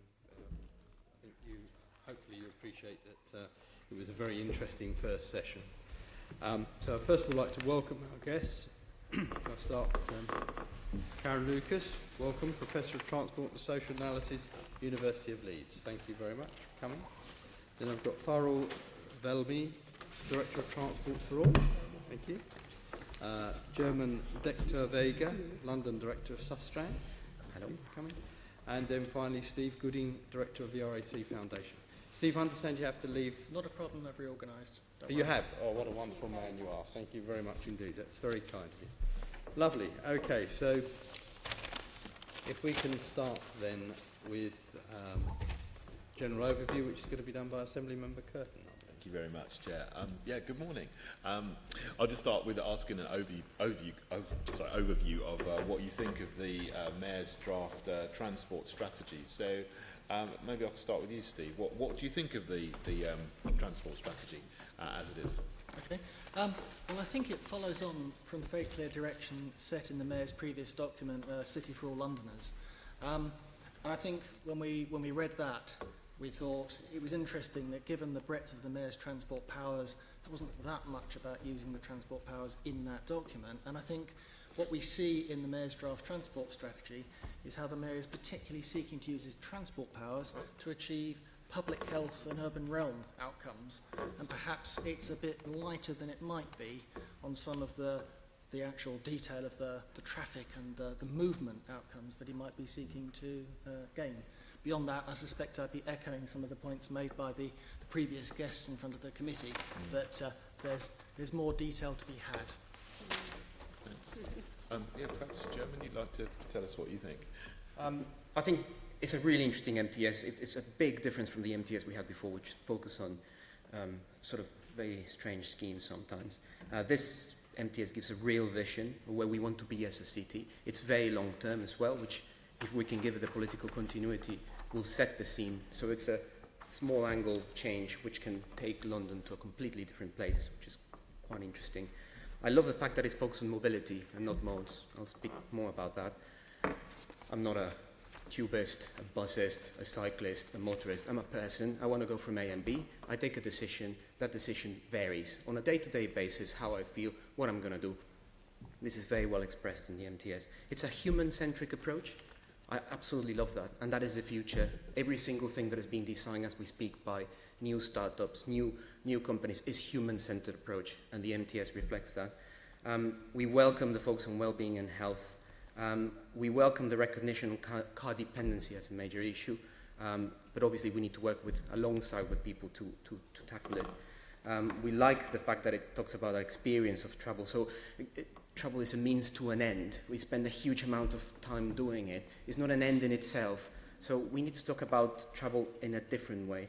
And I'm quite interested about the good growth principles. I'd like to talk more about them. And we'll talk about your missions, I guess, in a second. That's the next question. So, yeah, good morning. Sure. For Transport for All, the challenge that we want any MTS to address is the fact that obviously living in one of the wealthiest cities in the world, we still have many, many disabled and older people who are trapped in their homes, who have to limit their lives, have to turn down work because transport services just aren't usable and accessible to them. So what we're looking for is ambition, and we're looking for political will, and also ring-fence funding to really change and transform the way transport services are run in our city. And I think there are a number of positive measures in the MTS. There are some omissions as well, which I'd really like to talk about. We hope that through the consultation period, we'll be able to influence those. But overall, I think there is a lot to be positive about. But the devil is always in the detail, of course. So look forward to discussing a few things from TFA's perspective, what we think should be included. Just also one thing, obviously the MTS is very focused about moving away from car use. And one thing we would like to say, as we are making progress, it's slow, but there is progress happening in terms of making public transport more accessible. However, the use of cars, whether that's a private car or that's a taxi or private hire vehicle, still very much relied upon by many, many disabled and older Londoners. So that's something which is important to say as well. Yeah, so echo what's been said in the previous session and now by my fellow speakers. I think that it's basically completely moving in the right direction. It's all in the detail, and I specifically think it's obviously long-term strategy, but I think there are some pathway and transition issues that need addressing in the now to the then. So it doesn't just happen that we're in one system and then we're suddenly in another system.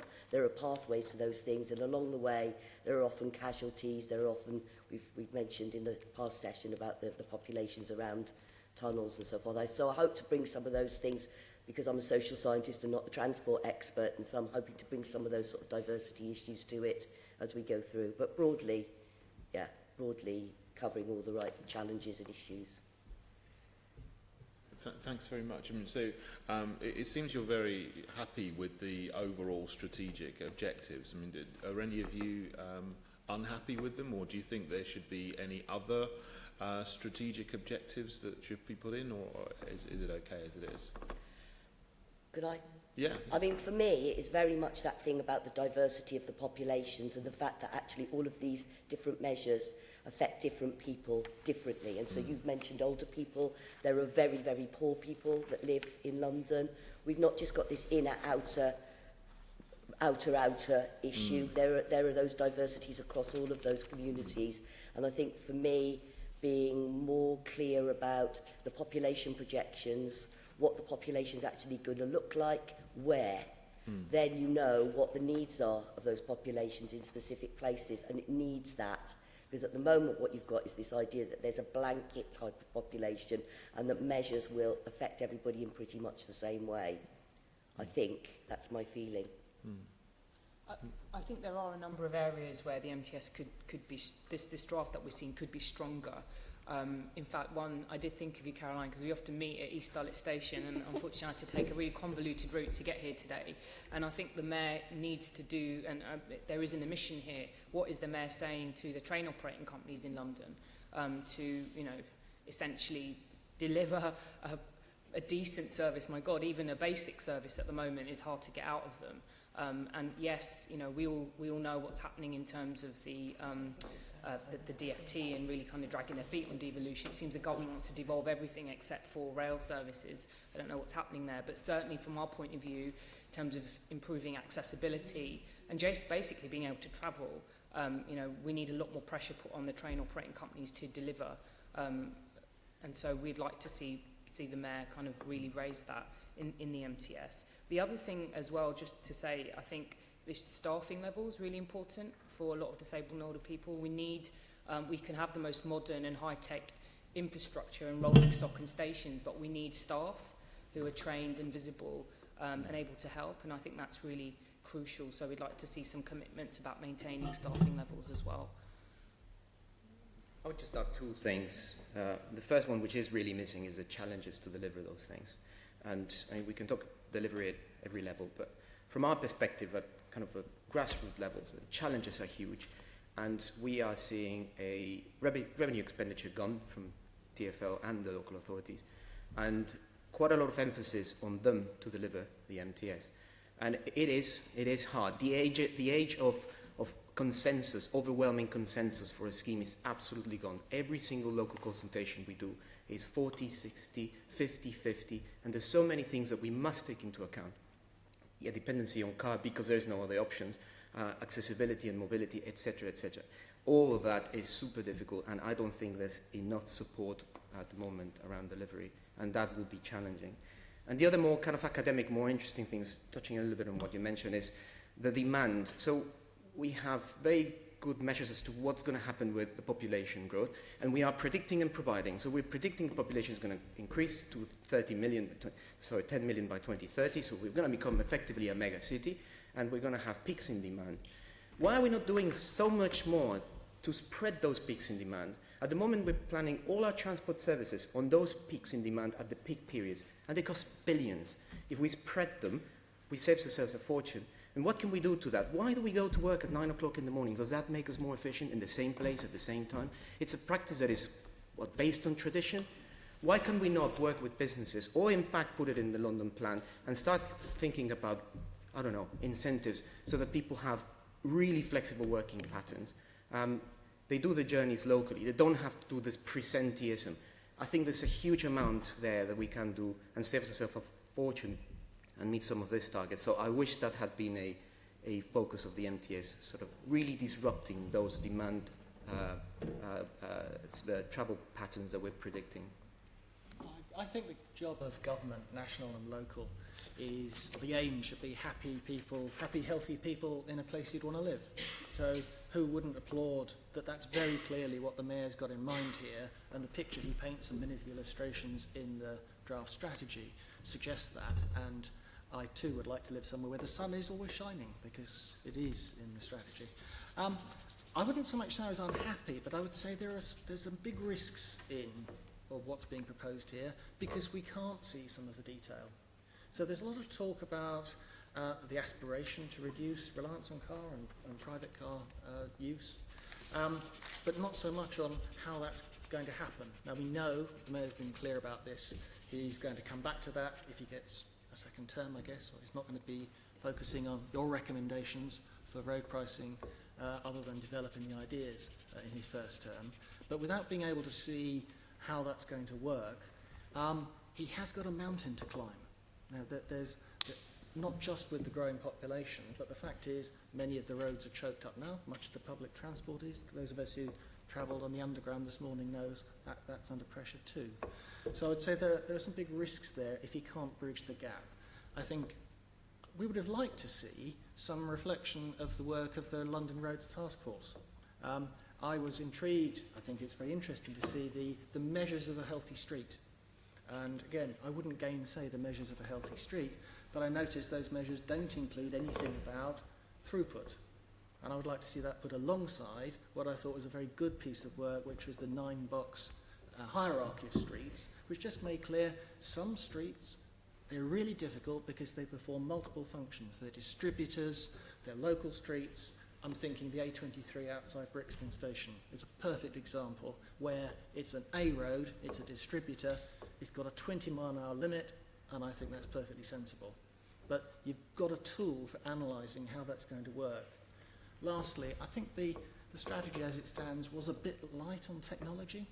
I was a bit surprised by that, given the fact, for example, that London Greenwich has been the host of one of the autonomous car trials. We've got a driverless delivery van trundling around the Woolwich site. I would have thought a bit more about how technology might be able to assist some of the Mayor's aspirations would have been good to see. Thank you. Right. Thank Thank you very much. Can I look to Assembly Member Bailey? Morning, thank you for coming. Does the Mayor's transport strategy have the right measures to meet the aspiration for 80% of journeys being done by sustainable modes?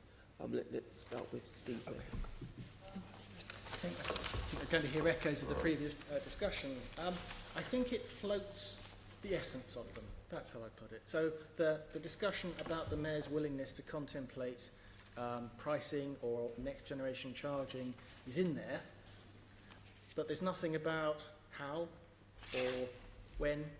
So without some greater clarity on that, it's hard to be clear, hard to say definitively, yes, all the right measures are there. I think they're hinted at, but they're not spelt out.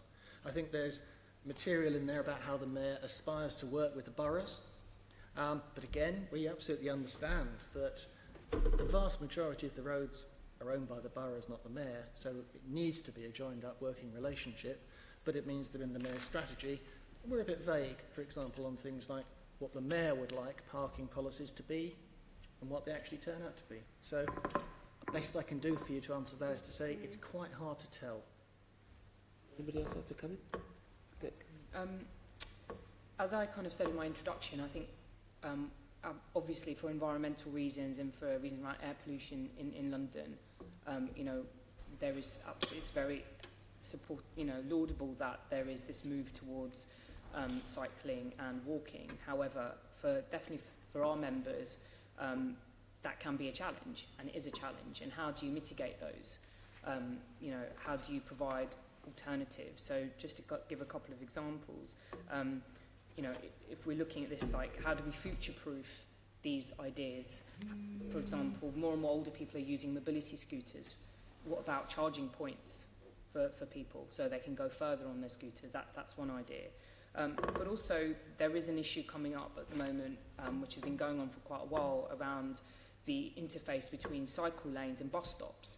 Now, you know, we are hearing from our members right across the city where they feel, you know, the fact that they'll get off on an island bus stop and face on both sides absolute kind of, you know, cycle lanes going, you know, with a whole kind of steady stream of cyclists, really terrifying. You know, and that is a difficult situation. So whilst we can see that the whole kind of cycling agenda is you know, for many reasons is something to support, I think there are other details here which are really difficult. And TfL have obviously, you know, given over the decisions around that planning to local boroughs. So every borough is doing a different thing as well with what we're seeing. So these things do need to be looked at, and there needs to be some best practice applied in seeing how we can deal with those interfaces in particular.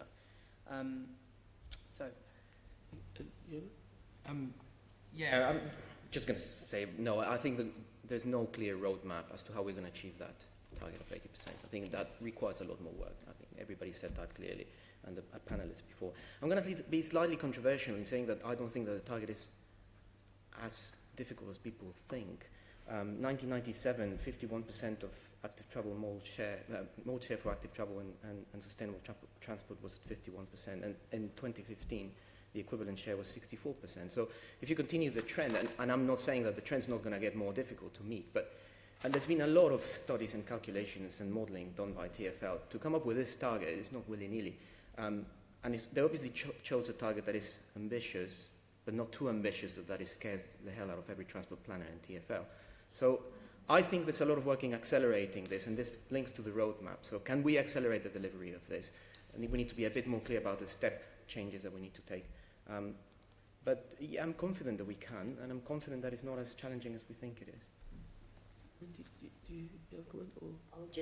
I would just like to add to that I do think, though, that there's this need to understand what shift you're going to get precisely where and what populations are there. And so when you're pricing, who are you pricing? Can they afford to be priced? Road pricing, it all sounds great, it's all fantastic, but who is doing the paying and who is getting the benefits or the disbenefits from it? And if what's happening is, as is the trend at the moment, you're getting populations of lower and lower income being pushed further and further out of the centre, those are the people that have to travel the most. And those people are in the worst conditions.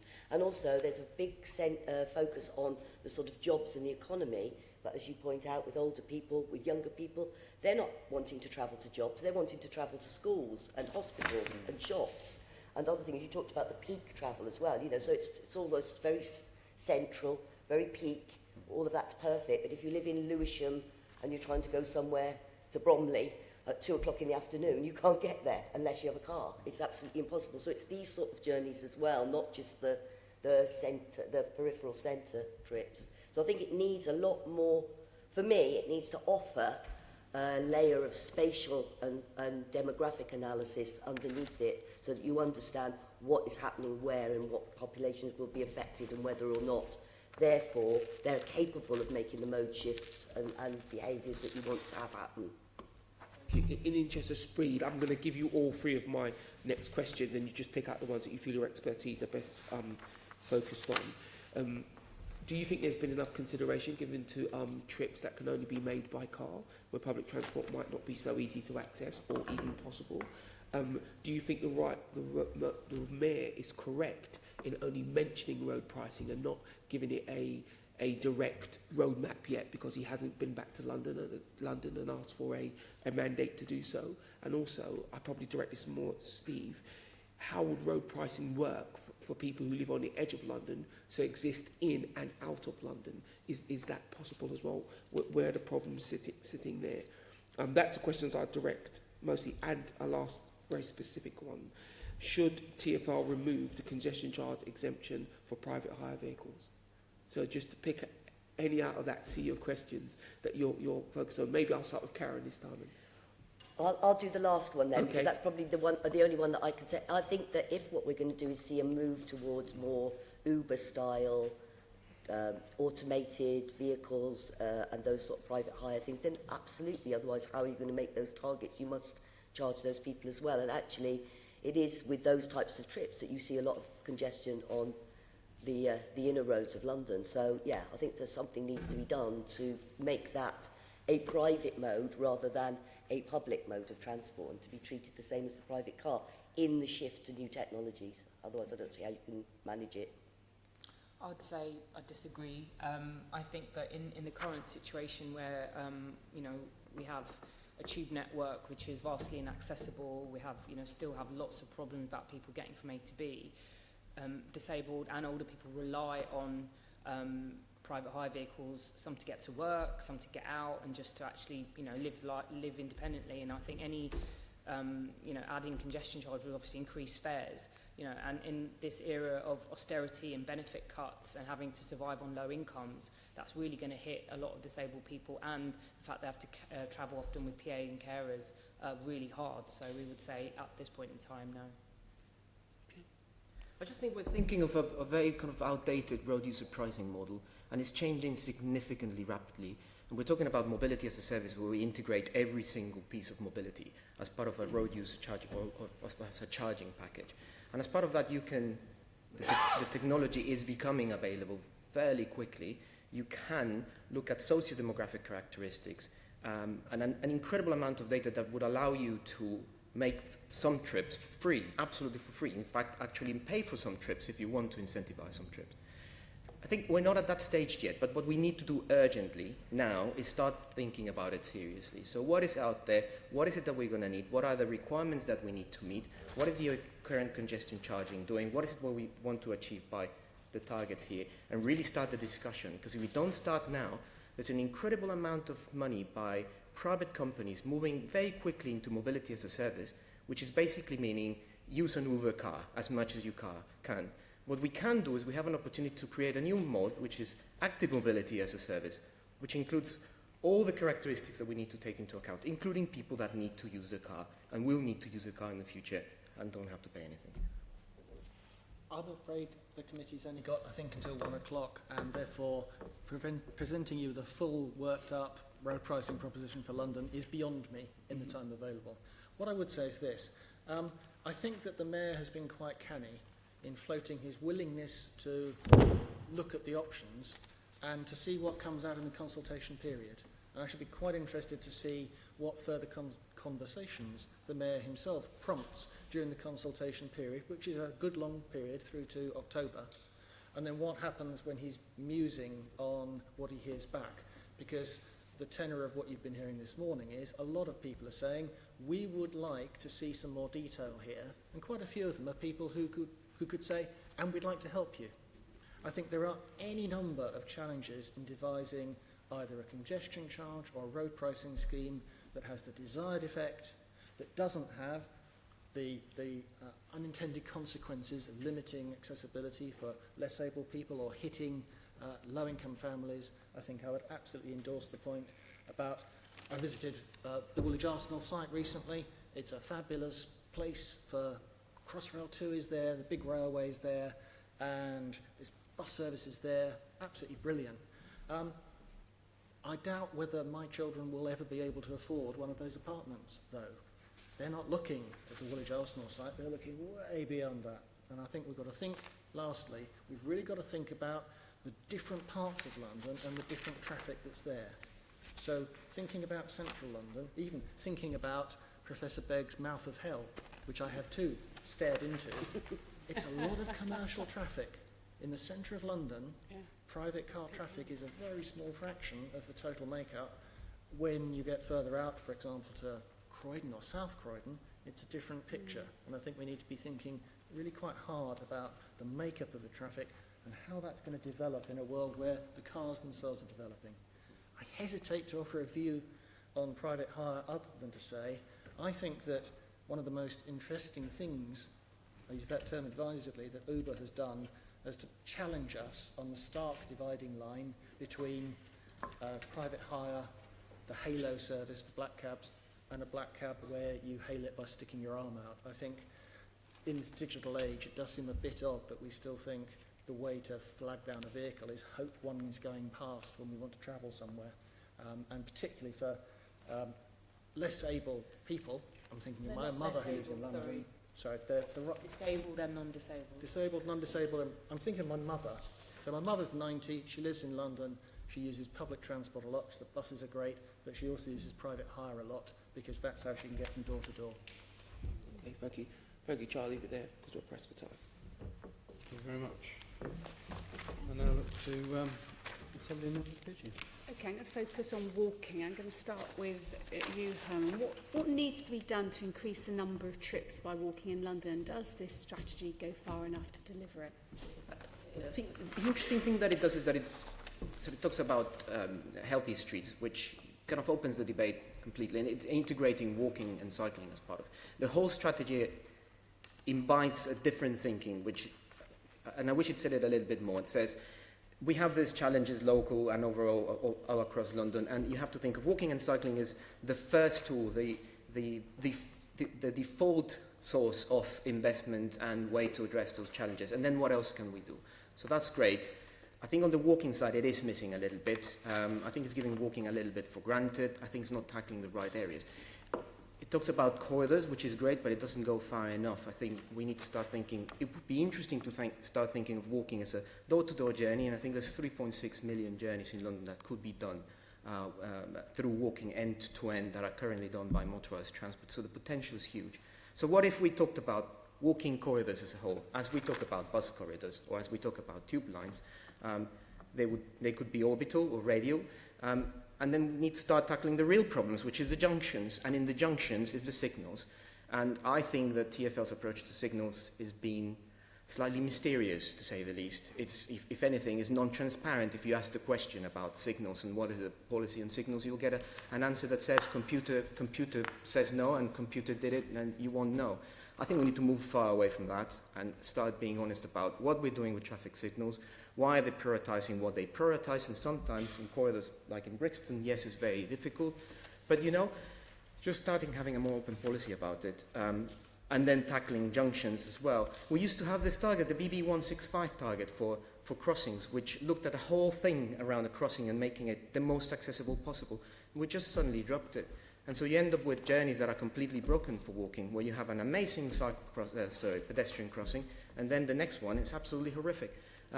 So we need to start looking at that. I think that's there's quite a lot of challenges around So that. what does a healthy route for walking need to include, in your opinion? Pardon me? What does a healthy route for walking need to include?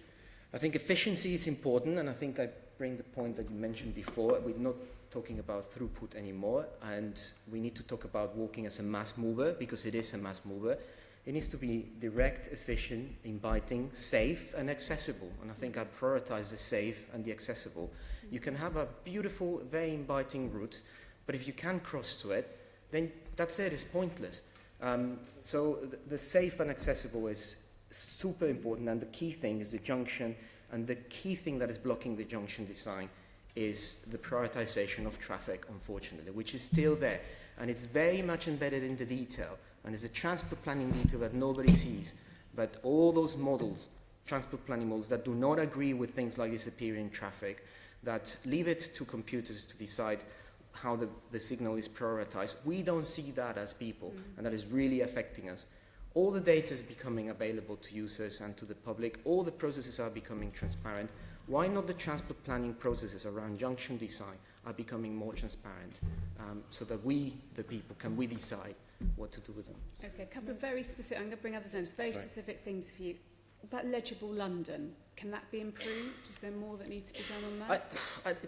I read that question. It's interesting. I think legible London's got a shell life. Not everybody's got a mobile phone. Not everybody will have a mobile phone. Not everybody can access a mobile phone. So not everybody can read a map. So we need to come up with different alternatives. And I think if we can cater for everyone, then we can probably make it more accessible. I think, going back to the question, legible London caters for a very niche market and a very niche area. It's got a shelf life. It's got an approach, but I don't think it's the be-all and end-all. And I don't think it's innovation, certainly not. It's nice, but that's as far as I would go. And specifically, Oxford Street, the Mayor's manifesto is about pedestrianising. The language now talks about transformation of Oxford Street. Does the Mayor need to be more ambitious in his vision and plans for Oxford Street? And beyond Oxford Street is the key thing to me. Sorry? And beyond Oxford Street. Oxford Street is a great flagship, it's in a nice area, but it is a shopping centre. I mean, brilliant. It needs to happen. I'm not saying no, but to me, the important thing about Oxford Street is it's got some really difficult technical problems. If we get the best minds to solve them, those technical problems and socioeconomic problems, if we can solve them there, then we open the door to have pedestrianisation in outer London, in Croydon, in South London, in Lewisham, in North London. And we need them. We need a lot more pedestrianisation. That's a way to incentivise walking. Let's forget about legible London. Let's start doing the difficult thing and start pedestrianising bits. It doesn't need to be permanent pedestrianisation. It can be temporary. It can be on weekends.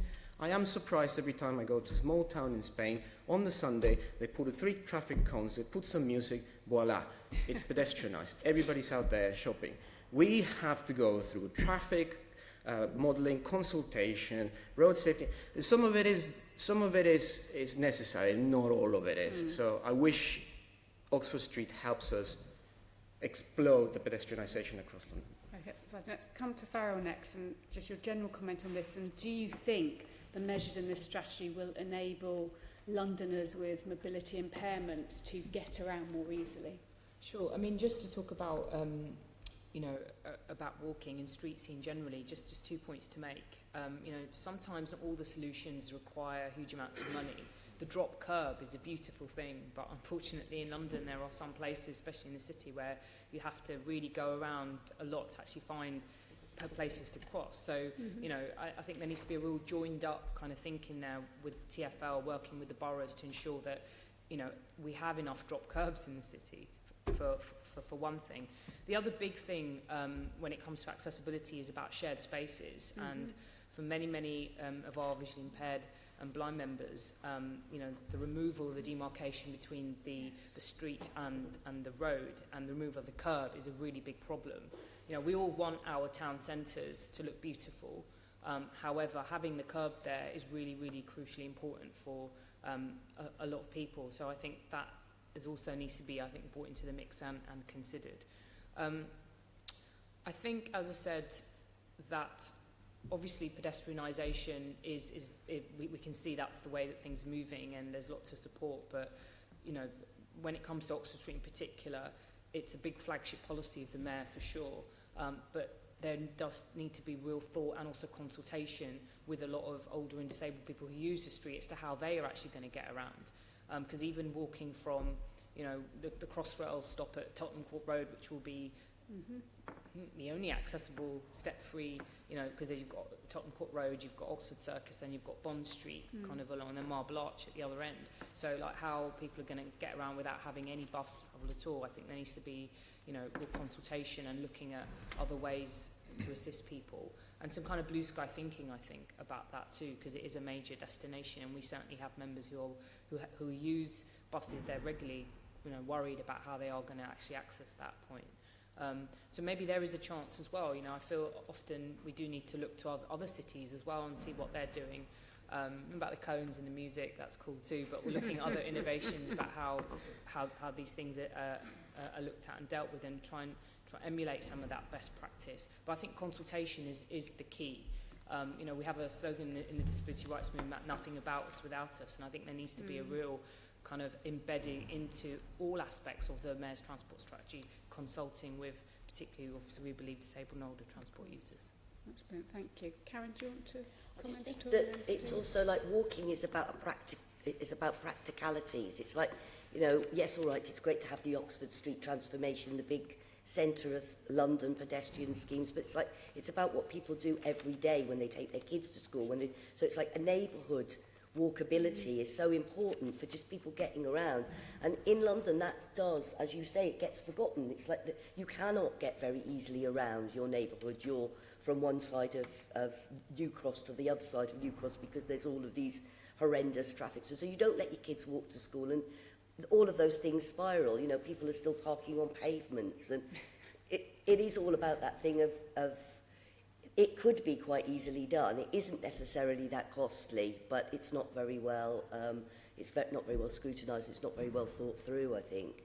So I think walkability is a huge area. If it could be given the same level of attention as cycling is, given the mode share of walking, and that everybody walks, I can't believe how much investment and focus is given to cycling for such a small percentage of the population, when actually everybody moves around on foot or wheelchair, or, you know, but everybody uses those things. And if it was given that much attention, and I don't think it is given enough attention, I think that's got huge potential for mode shift, for smaller journeys. Steve, did you have anything to add on this? I'll just echo the last point there. I think you started by asking what are the necessary conditions for a good, healthy street for people to walk in. One of them is a reasonably flat surface, and I fear in quite a bit of London you haven't got that. Thank you very much. Thank you. Could I look to Assembly Member Sharp? Yeah, Chair, my question is about access for people with disability. If I can start with Faryal. I think you in your opening remarks, you started with how people are trapped in their own homes and turning down work, etc., given the issues about this access itself. Now, as we know, Mayor has announced some ambitious plans for step-free access. Now, the first question to you is that how realistic you think his plans for increasing step-free access to stations are? Thank you. Obviously, you know, we really think it's great that the Mayor has announced quite ambitious plans to make more of the tube network accessible and step-free. There's 270 tube stations in London. There's around 71, I think, which have some level of step-free access. And then when you look closer at the map, you'll see that there's two types of wheelchair symbol, one which denotes step-free access from the street right up to the platform, but then there can be quite a big gap between the platform and the stairs, the platform and the train. And then there's the full step-free access right from the street to ticket hall, platform and the train. So we talked about devil being the details, so there's one. So, you know, any measure to improve the full access, I think, is really supported. But there are, you know, a number of things to say about this. We like the fact that, you know, we've heard Val talk about the use of perhaps, you know, a different way of looking at how stations can be made step-free. Not say to do it on the cheap, but kind of look at kind of more cost-effective ways. I think that's really important. I think supplementing that as well, we need to look at how quickly lifts and escalators are maintained, because there's nothing more frustrating than having had the investment in a tube station to get the lifts, to get it accessible, and then the lift is out for months. We're facing this prospect in Brixton, actually, where the lift, which is probably going to win a booby prize for the most time it goes out of service anyway, but that's been potentially going to be going out for a number of months, which is really going to inconvenience and actually ruin the journeys of lots of people, including those coming to our office. So, so essentially, I think it's great. We really support the announcements, but there also needs to be a lot of supplementary work that's done to actually say once the station is and the interchange is made step-free, how are you maintaining? There's also, I think, Navin, you know, things around communication as well. Often people start a journey, but then when they're making an interchange, the lift is out of service, but there was no way, even if they are regularly checking their Twitter or whatever, there's no way of knowing. How do we make sure that information about what lifts and escalators are out of service during the journey is happening? Because, you know, we regularly hear from people that have to go back home or miss appointments or trips because they just can't deal with what's happening. You know, the station becomes completely inaccessible to them. So that doesn't feel like it requires huge amounts of money, but does require some kind of strategic and innovative thinking to solve those issues. And just one last thing, we have actually heard some great announcements, huge amounts of money to be dedicated to making the tube more accessible. I think we'd like more of a transparent process to find out what stations, what the decision-making process is, because we hear the last days of Boris Johnson, we had 300 million, then we had 200 million, so £500 million have been announced in the last period to make which is fantastic, it's great, but where is that money going? Who's making, how's the decisions, you know, in terms of how those stations are being made step-free? So that we would really like to be part of as well, opening up that process. Thank you. Yeah. You know, you also mentioned the need for staffing levels to be maintained. Yes. Given that we've had closures of ticket offices, etc., there are other measures as well which need to be kind of introduced and implemented. What could those be? Because what I come across, for example, talking to some of the local service users, is, for example, signage, for example. Yes. Staffing, obviously, is the key. So, and you know, also, if you remember, we've had issues about platform ramps, and, you know, all of that adds to improved accessibility and facilities. So, do you reckon that the plan, the strategy covers enough other measures as well to give a package which is comprehensive to make access much easier and manageable? Yeah, I mean, I think that's a really important point, and I said in my opening as well, having absolutely staffing is crucial for many people to actually be able to get out and make the journey and do it with confidence as well. And manual boarding ramps is another less expensive way of unlocking a lot of the tube network, but you need staff to deploy them and to use them. So, you know, I think that the reduction in staff numbers on the tube has been a real concern. And especially at peak times, we do still hear about people who unfortunately aren't met when they're supposed to be. When the service works, I think it's fantastic, and you know, people really like it. But when it doesn't, when it fails, because of the fact that there's just not enough staff to go around the stations, especially some of the big stations like King's Cross, for example, where, you know, staff have to walk huge distances just to get from one side of the station to another. It's almost like an airport in some cases, and it's like, you know, how do we deal with those situations? Well, we need to maintain the members of staff. You know, you can't replace a member of staff with a hologram or CCTV or indeed an information button. You need someone who knows what they're doing to try and give you that assistance. So it's really crucial. I think signage is important as well. During 2012, we had a real great explosion of pink signs all over our tube network. Some are still there. But, you know, regularly this needs to be looked at. Is the signage working? If you actually go to stations like King's Cross and you look in the access lifts, you almost need to have a compass and a kind of good knowledge of cartography to actually try and decipher where you know, which lift and whatever to use. And the people that do use them know that really well. Often you have to go quite a way out to actually get onto use the accessible entrances and exits. So I think what we'd like to see is a regular review of signage across the tube network. Again, you know, things that don't need huge amounts of money, but can deliver really good, you know, good more results. effectively. Yeah, absolutely. Yeah. Do you reckon there's enough consultation of stakeholders for simple issues like signage, with, you know, there are other things that can be improved as well? So do you think that the strategy has got any emphasis on consultation itself? As I said before, I think that I think there does need to be more involvement right across the board, from door-to-door transport to tube to buses, and involving users, in particular for our case disabled and older users, is absolutely crucial. I think there should be more. I don't think there is enough, actually. And you know, I spoke about this process of getting, you know, how do we get to the point where we decide which tubes are to be made accessible and step-free. You know, those processes need to be made more transparent. But what does it mean, actually? Because a lot of people bang around this idea of consultation. Well, when it doesn't work, when it doesn't happen, it means you build services and you plan and deliver services that don't work for people. That's what it means. And so you have to retrofit. So you have to, you know, kind of spend huge amounts of money and resources trying to fix problems that could have easily been solved if from the onset you had consulted.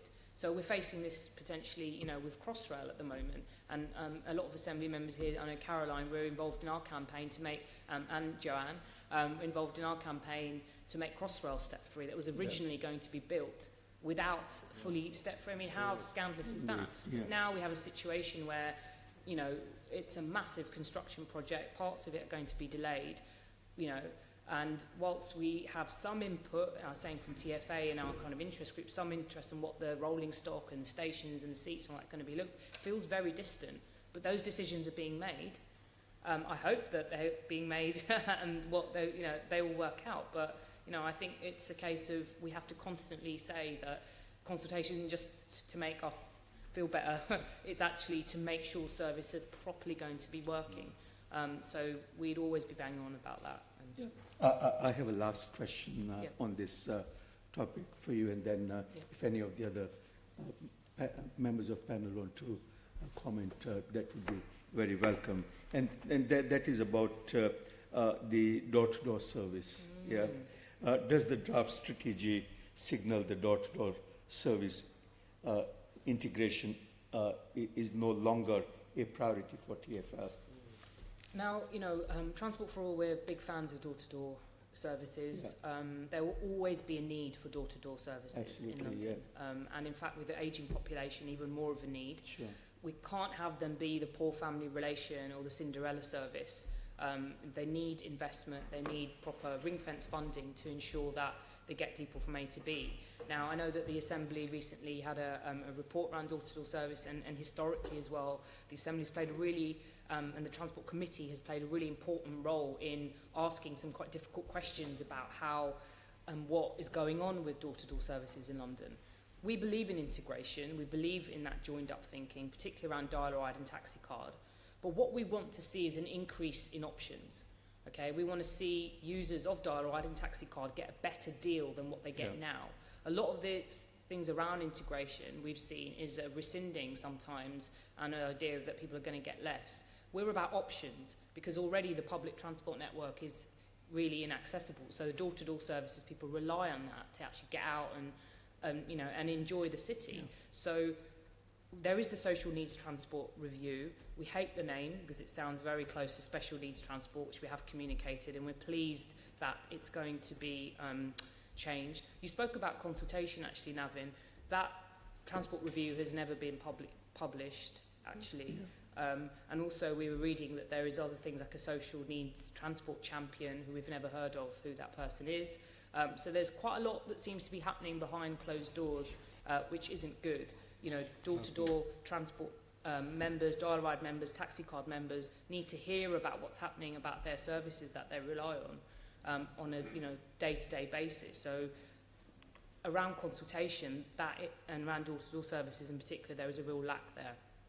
There's something lacking and we need that to be solved. But we would like to have seen more detail on door-to-door services. And the Mayor in his manifesto mentioned dial-a-ride and taxi card, which was great. But we need more detail about what the plan is around door-to-door transport, because the social need transport review, the actual research that happened like a number of years ago now. So what's happened to that timeline as well? I know that there is some progress being made, but it's slow, and I don't think users are being informed enough about what's happening. Thank you. Karen, you wanted to comment. Well, I would the 2 points. One is the issue of the participation, which I think is not consultation, it's participation. Sure. And I think that it's not just about older people or disabled people or lobby groups, it's about the entire thing. And actually a lot of the harder challenges there in terms of mode shift and so forth won't happen without people being on board with them. The point was made in the last session about the political barriers to the uptake of a lot of these things, which will just stop it happening.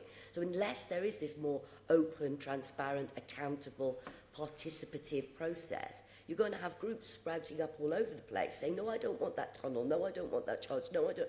And the second point is, again, with the flexible transport, if you're going to have a future where people are not actually using their own private cars, then door-to-door flexible transport is not just going to be for certain groups of people, it needs to be for everyone. But that really does seem to be missing in there. And so it's that thing of like you said, the devil is in the detail. It's that thing of, it's all very well, you've got these high-level targets, but you've got no idea really how truthfully you're going to get there, and you have no idea about who it is that you're expecting to change or do whatever, and therefore whether or not that will work. Steve? Really, not so much on door-to-door, but I'd absolutely like to endorse the word participation rather than consultation. I think when it comes to designing things, it's so much better if you can involve the people who are going to use them. And second, I think it's also worth just reminding ourselves that when we're talking about disability, there's also mental disability, which was a feature of the City for All Londoners, but perhaps a bit less in the transport strategy. And I'm thinking, when you were talking about the confusion of King's Cross Station, our transport networks can be very frightening, very confusing places, and having that thought in mind I think is quite important. Yeah, so I mean, invisible impairments absolutely is a big issue, and unfortunately a lot of access is around mobility, but you know, there has been a huge, there's been lots of awareness raising about people with mental health impairments or other invisible impairments trying to navigate London and navigate the transport network. But what we need to see now, we've seen the awareness levels, we need to see some funding and resources go in to actually change and shape the way services are run to accommodate and help people. Yeah.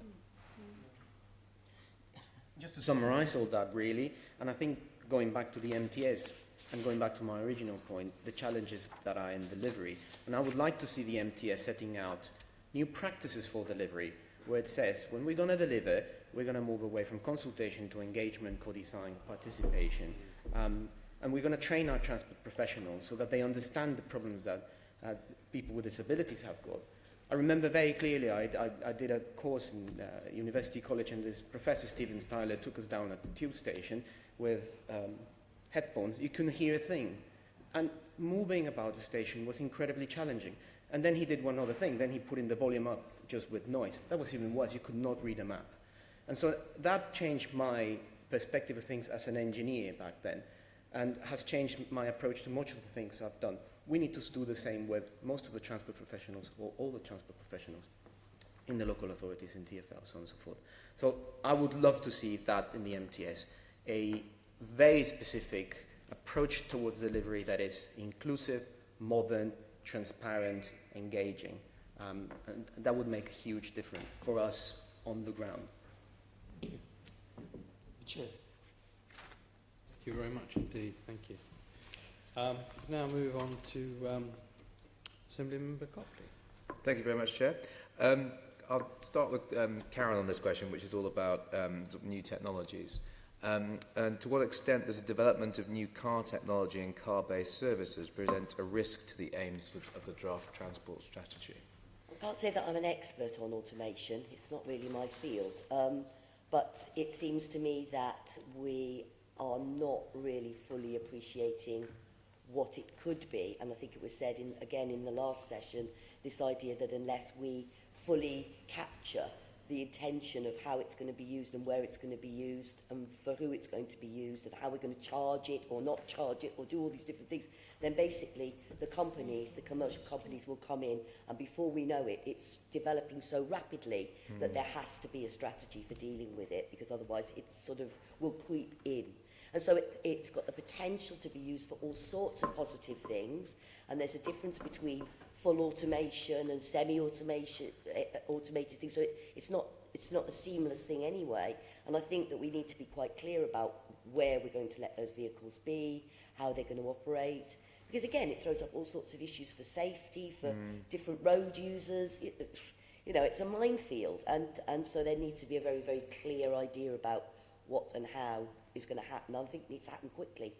It's not a short-term, it's a short-term thing, not a long-term thing. Okay, thank you. Steve, can I put that question to you? I'm going to echo Karen's really. I think that it's very hard to predict the future. So I think someone said in the first session this morning, looking at 2041, goodness knows, a whole number of things are going to happen. New inventions will happen that I haven't been able to even imagine yet. So it's quite hard to say this is how it's going to be.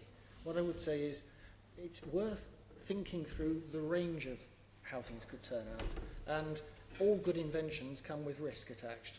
So yes, I would say that increasing automation of vehicles comes with huge potential, not least for carrying disabled people, older people around in ways that might not otherwise be possible. These vehicles that of 5 or 10 years' time might be much cheaper. We might have much better buses because we can have buses that are cheaper to operate and work more efficiently, work longer hours, whatever. Or we could see lots more personal vehicles. And I think that there's a role for us all here to be thinking not just what do we fancy as individuals, because I recently went for a trip in a Jaguar F-Type and I fancied that. But thinking of society in the round and thinking of particularly the built-up areas of London, maybe not the best vehicle for me to be choosing for making the trip from here back to my office and here back to the station. So I think we do need a bit of space to think, what do we want collectively the future to look like? I do think that's actually what the Mayor is trying to open up here and give us the opportunity to say. So, I mean, what you talked about the risks, and there could be advantages as well. How can TfL maximise the advantages while decreasing the risks? Well, I think the strategy indicates, I think in one place where it's talking about the hire car market and the thought that in an automated world we might see more people choosing a door-to-door private car service and that's a risk to mass transit. I think that... And blurs the lines between the car share and Uber, for example. Exactly. Yeah. So I think really this comes down to questions of capacity in the trips that we want to facilitate. And ultimately, I would say there are going to be some trips I find it quite hard, and so does the Mayor, clearly, quite hard to put my finger on exactly which. But I think we're going to need some distributor roads, and they're going to need to be available and hopefully flow smoothly around London to get things moved. But I suspect the real trick here that I think the strategy does alight on is where you're seeing volume new development, that development is being taken forward in a way that basically encourages people to think from the point they move in, since I've got a travel card and since I've got a tube station and a DLR station on my doorstep, that'll do. And if every now and then I need to make a different sort of trip, I might belong to a car club. If I'm going to belong to a car club, of course, somebody somewhere has got a borough will have to have said there is going to be some space for those car club vehicles to be. I mean, surely, in part, it's the same principle. If we take autonomous vehicles, for example, same principle would apply as with an ordinary car, in that if you make it very expensive to use an autonomous vehicle on the road, then people are less likely to do that. So does it just feed in again to the whole question about road pricing?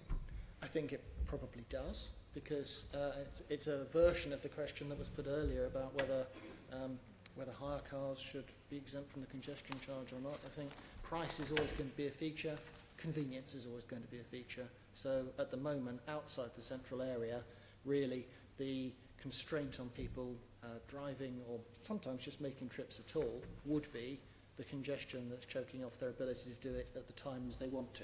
There are questions here about the times we choose to travel and the trips we choose to make. Finally, if I could ask Faryal about whether driverless cars are an opportunity to improve mobility for disabled people. In a word, yes. I think that any type of innovation and technology advancement that, as I said before, increases options available, it's a really exciting possibility.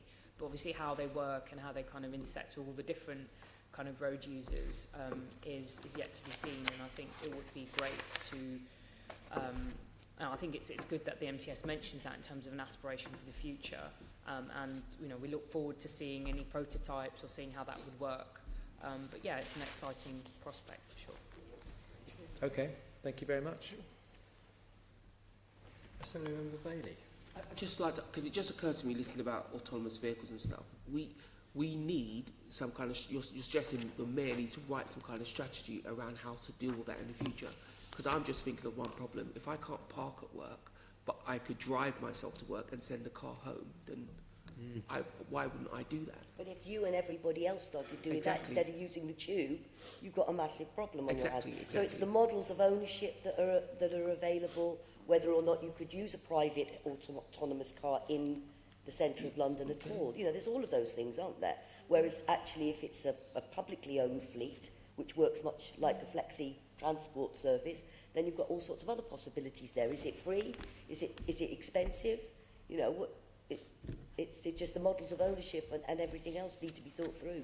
What are you going to allow it? How are you going to allow it to be used? Where? Yeah, I think that it seems to be. My son recently asked me when he can buy a hoverboard. So I think that there's obviously the future. Hopefully we'll see lots of different ways of getting out and about. But I think it seems like at the moment, like for example, what's been trialled in Greenwich, the fact that you have. Rather than having a car which has some kind of AI robotic feature that will find its way back home, but actually having areas that demarcate that you can actually have vehicles travel along lines, or kind of things that's going to maybe come before we get to a point where the car can go back and park and hopefully Because you get into, you're right, part of our public transport service could be those automated cars to mitigate ownership, because you could go the other way and you could just buy one because it's become so convenient to use a person. It's been floated around for a while as personalised rapid transit, so PRT. I think the interesting thing about what you're saying is it's happening already. It's not through automated vehicles, it's through private hire. And we are seeing evidence coming thick and fast from cities across the world and in the United States where bus services are being completely disrupted by Uber. And some of the problems we have with buses, I think the evidence shows that it could point towards private hire actually affecting those bus services, affecting patronage. So we're not going to full automation. Well, it's not automation, but it's only a small step before we go from Uber to automated Uber. But it's already happening. Private hire is already disrupting. So the model is there already, and we need to take action there already. And yes, we need to have regulation to deal with the ownership. And road usage pricing is completely and totally attached to automated vehicles. Otherwise, it would be an absolute nightmare. And what we'll see is a reverse mode shift into non-active transport and not sustainable transport. So a huge risk and opportunity at the same time for PRT. A lot depends on what these super intelligent vehicles are going to cost to use. I think one of the things those of us who are wrestling with this whole area of the future of motoring and the future of a driverless car is we don't really know. We think that a world where, for example, an Uber or another minicab company no longer has to employ drivers, well, that's a huge cost gone. At the moment, if they want to do that, the vehicle, the cost of the vehicle, the cost of the sensors on it, pretty high. We're seeing some of the auto manufacturers saying they're going to be making their vehicles partly autonomous. I think Audi has promised one in the showrooms within a year or so. Some of us are a bit suspicious about whether that vehicle could really be left hands-free to navigate central London, or Croydon for that matter. So I think we need to be musing on what the business model is and what that cost is going to be. So ultimately, I'll take you back to the point I made to Mr. Copley. There's price, there's convenience, and there's lifestyle. And at the moment, you could probably get a minicab to take you to work every day and bring you home every night and not need a parking space. Quite expensive. If everyone chose to do that, you might spend 2 hours sitting in the back of it, not having a very good time. If the alternative is a short walk and a convenient trip by bus, by tube, by DLR, you might choose that instead. That's the trade-off the mayor's got to be juggling with. And can I just make a point about kind of innovations? I think obviously talking about automated vehicles is fantastic, but for many Londoners, for a bus that stops outside a rail station to tell you that the rail station's out of order before you get off the bus and then realise that the trains aren't working, that would be an amazing innovation. Yeah. Or indeed when you get off, you arrive at the tube station to know, you know what I mean? So it's like all of this, I think let's start there first before we... I recommend City Mapper. City Mapper yeah, pretty much does that's that, obviously, use lots of apps, but just the idea of, you know, being able to have on-board real-time information would be fantastic. Very good. All right, well, thank you very much. Panel, is there anything else you want to add at all? Is there something you came that you really wanted to say that you didn't get the opportunity to say?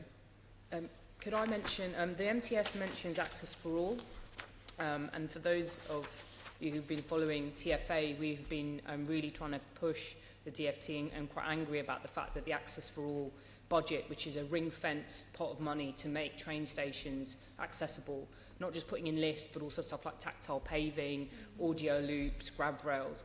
Essentially, that budget has been ram-raided to sort out Network Rail's inefficiencies, and 50% of projects have been deferred. It's a real regression, I think. 8 stations are affected in London, but also many others across the country. Do you want to name the stations? Do you know? There's Streatham, Seven Sisters, Peckham Rye. I did have the list, sorry. I'm happy to send that to you, Chair. And we actually had protests as well outside them, because we really want to raise the fact that, you know, not only is this set a really bad precedent, but the fact that you've had this ring-fence pot of money, which has then just been, you know, taken out and dispersed, I think is not good. So I mention it because access for all is mentioned in the MTS, and we would really like this committee, but also TfL and the Mayor to put pressure on the DFT to actually restore those funds, because I think it's a really crucial part. There's many train stations in London which have a really major interchanges, and we can't establish, you know, this fund needs to exist and it needs to improve access on many levels. So I'd like to say that, please. I'm glad we've been able to give you the the opportunity to make that point. Yeah, thank you. I'm sure we will follow that. Please. Yes. My idea about this thing of there needs to be more specificity, of spatial specificity around what's happening where and who will be affected, and that whatever happens with the plan, it ought to undergo some sort of community, social, distributional impact assessment. It doesn't seem to me that has been really thought through at all. Okay. Chair, sorry, I have the list. It's Barnes, Battersea Park, Hither Green, Peckham Rye, Pettswood, Seven Sisters, St Mary Cray and Streatham. Right. Yeah, and all of those stations desperately need access improvements. They definitely do. I know a few of those, Yeah. and they desperately need them. That's just Norwood Junction. And then just the other issue, which we don't seem to have covered at all in this last session or this one, is the clean air issue.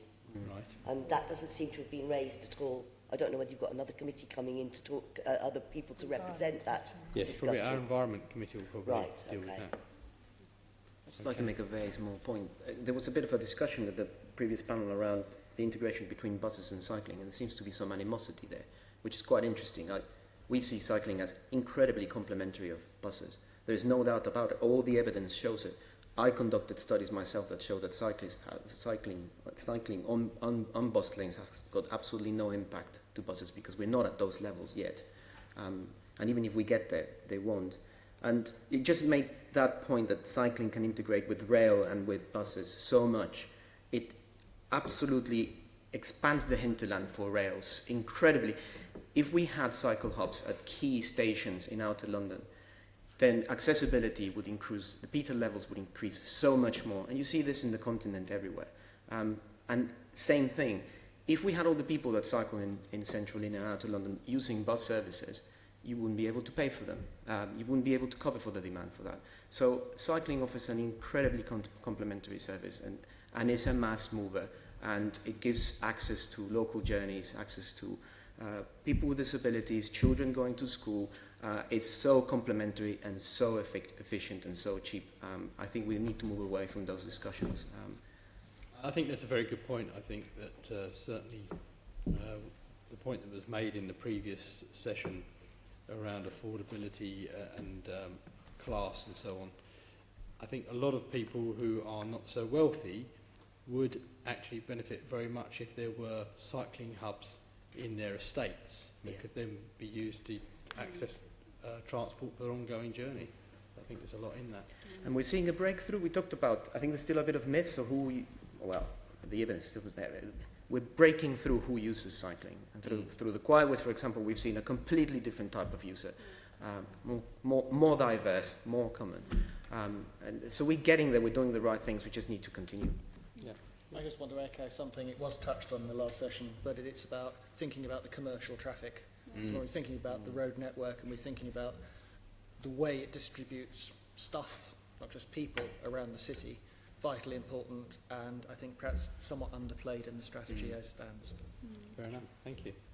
All right, well, thank you very much for your time. It's very kind of you to come along. So I'd like to thank our guests for their time. I'd also like to thank our guests, the trees, for being here today, who've been absorbing all that CO2 that we've been emitting. Yeah, that's right.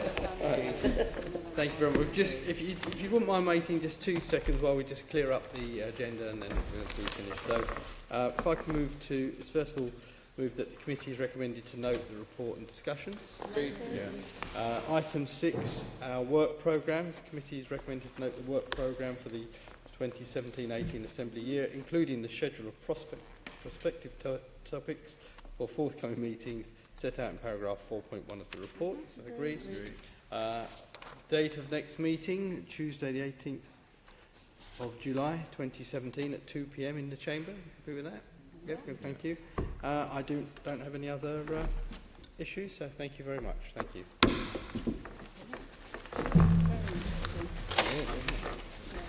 GLA Chamber Sound.